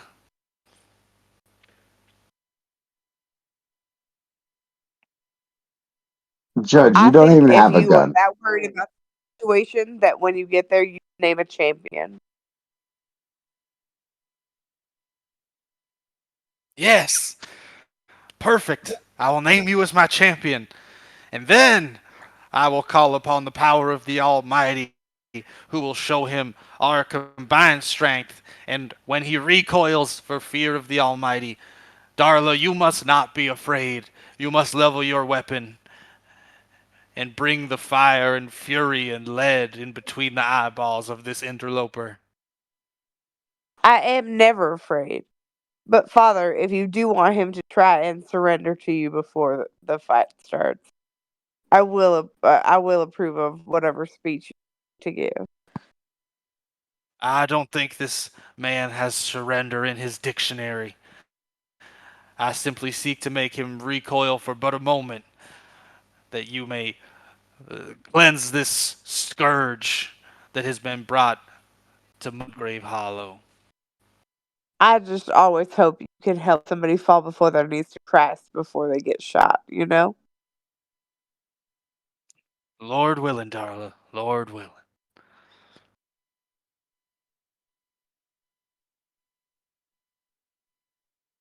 All right. So you all spend the night prepping the area. The wee hours of the morning are creeping upon you. The sun hasn't quite breached the horizon. There's about 5 hours till the duel. You've worked through the night setting up your sinkholes. Go ahead and roll for spike trip, Mr. Cookie. So I am rolling. What was it? Roll shovels. Roll I thought I was shovels. Oh, sorry. deception. Roll deception. Yeah, thank you. Deception. Okay, thank Yeah. you. Roll Deception. deception. All right. Double sixes, baby! Holy shit! Woo! Nice. Deception 3. Well, you can have deception 3 because I did not succeed. So they are well hidden. Um, but I wish I could take a picture because like I know we're on the honor system, but like fuck. That was just like you're good. I'm excited. I'm excited. That's all. That's all right. Cookie and Tager, you are both quite tired. You've spent the good majority of the night either satisfying a curious itch to try and put this stranger off his foot or trying to get a little bit of extra oomph for your annual confessions. Um, and you are tired. It is about 5 o'clock in the morning. You can just start to see the light from the sun cresting the horizon. There's about 6 hours till noon, or till when do you want to get prepped for the duel? Do you guys go to bed and sleep a little bit, or what do you guys do? Well, before we answer this question, as the producer, I want to throw out there, we are hitting the about to hit the 2 hour 50-minute mark. So we're closing in on our 3 hours. So we gotta make sure how late we all want to go.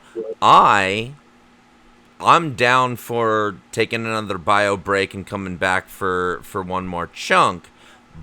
And even still, I think Vexindono will be able to still provide a second episode for us. I don't think we're done tonight either way. So I want to see where everybody is at with their continuing, because we are getting close to going over time. I don't mind going over time if we are all available to go over time. I unfortunately cannot really go. Like, I could go like 10 minutes over, but I can't really go longer than so that today. So we do need to be calling this our closing moment, and we will finish this next week. That sounds like the way to do that. Yeah. That sounds fine to me. All right. So that being said, GM, bring us to our closing moment for this session, and then we will finish The Mysterious Stranger on next week's episode of the Sputter Games. As Traeger and Cookie both return to their respective hovel and house, they lay their heads and see the dawn light shine and close their eyes. When they close their eyes, our lovely Darla opens hers, and she feels that weirdness upon the air, steps outside of her room, and sees that the bartender is dead behind the saloon. It wasn't Cookie. Holy shit. Honestly, And Cookie is probably not a suspect anyway. And we will end with Darla seeing her boss, patron, and proprietor dead behind his own saloon. And that will end our session. And we will rejoining this next week. Yes, cool. Absolutely. So if you want to find out what happens with this mysterious stranger and our Roll for Shoes crew, tune in next week and you will find out. Man, this has been so much fun. And I know we're going to go into a little bit of our feedback stuff at the end, but let's go ahead and make sure we say good night to all of our friends who tuned in. We had a lot of viewers tonight, by the way. We had a pretty decent, consistent viewership tonight for the live viewers. We usually get most of our viewership on the after show, or in the weeks preceding and on the YouTube channel. But like tonight, we had a lot of live viewers, so that was super awesome. Also, real quick, right at the end, I did my shout out to the new followers, but we had one just follow us right here at the end. I want to give a shout out to Floyd Dives, so thank you for following us. Appreciate you, and say goodnight, folks. We will see you all next week, and don't forget to tune in to the conclusion of The Mysterious Stranger. Have a good night, everybody, and we'll see you next week. Good night, everyone. Good night. Thanks for watching. All right. And we love you.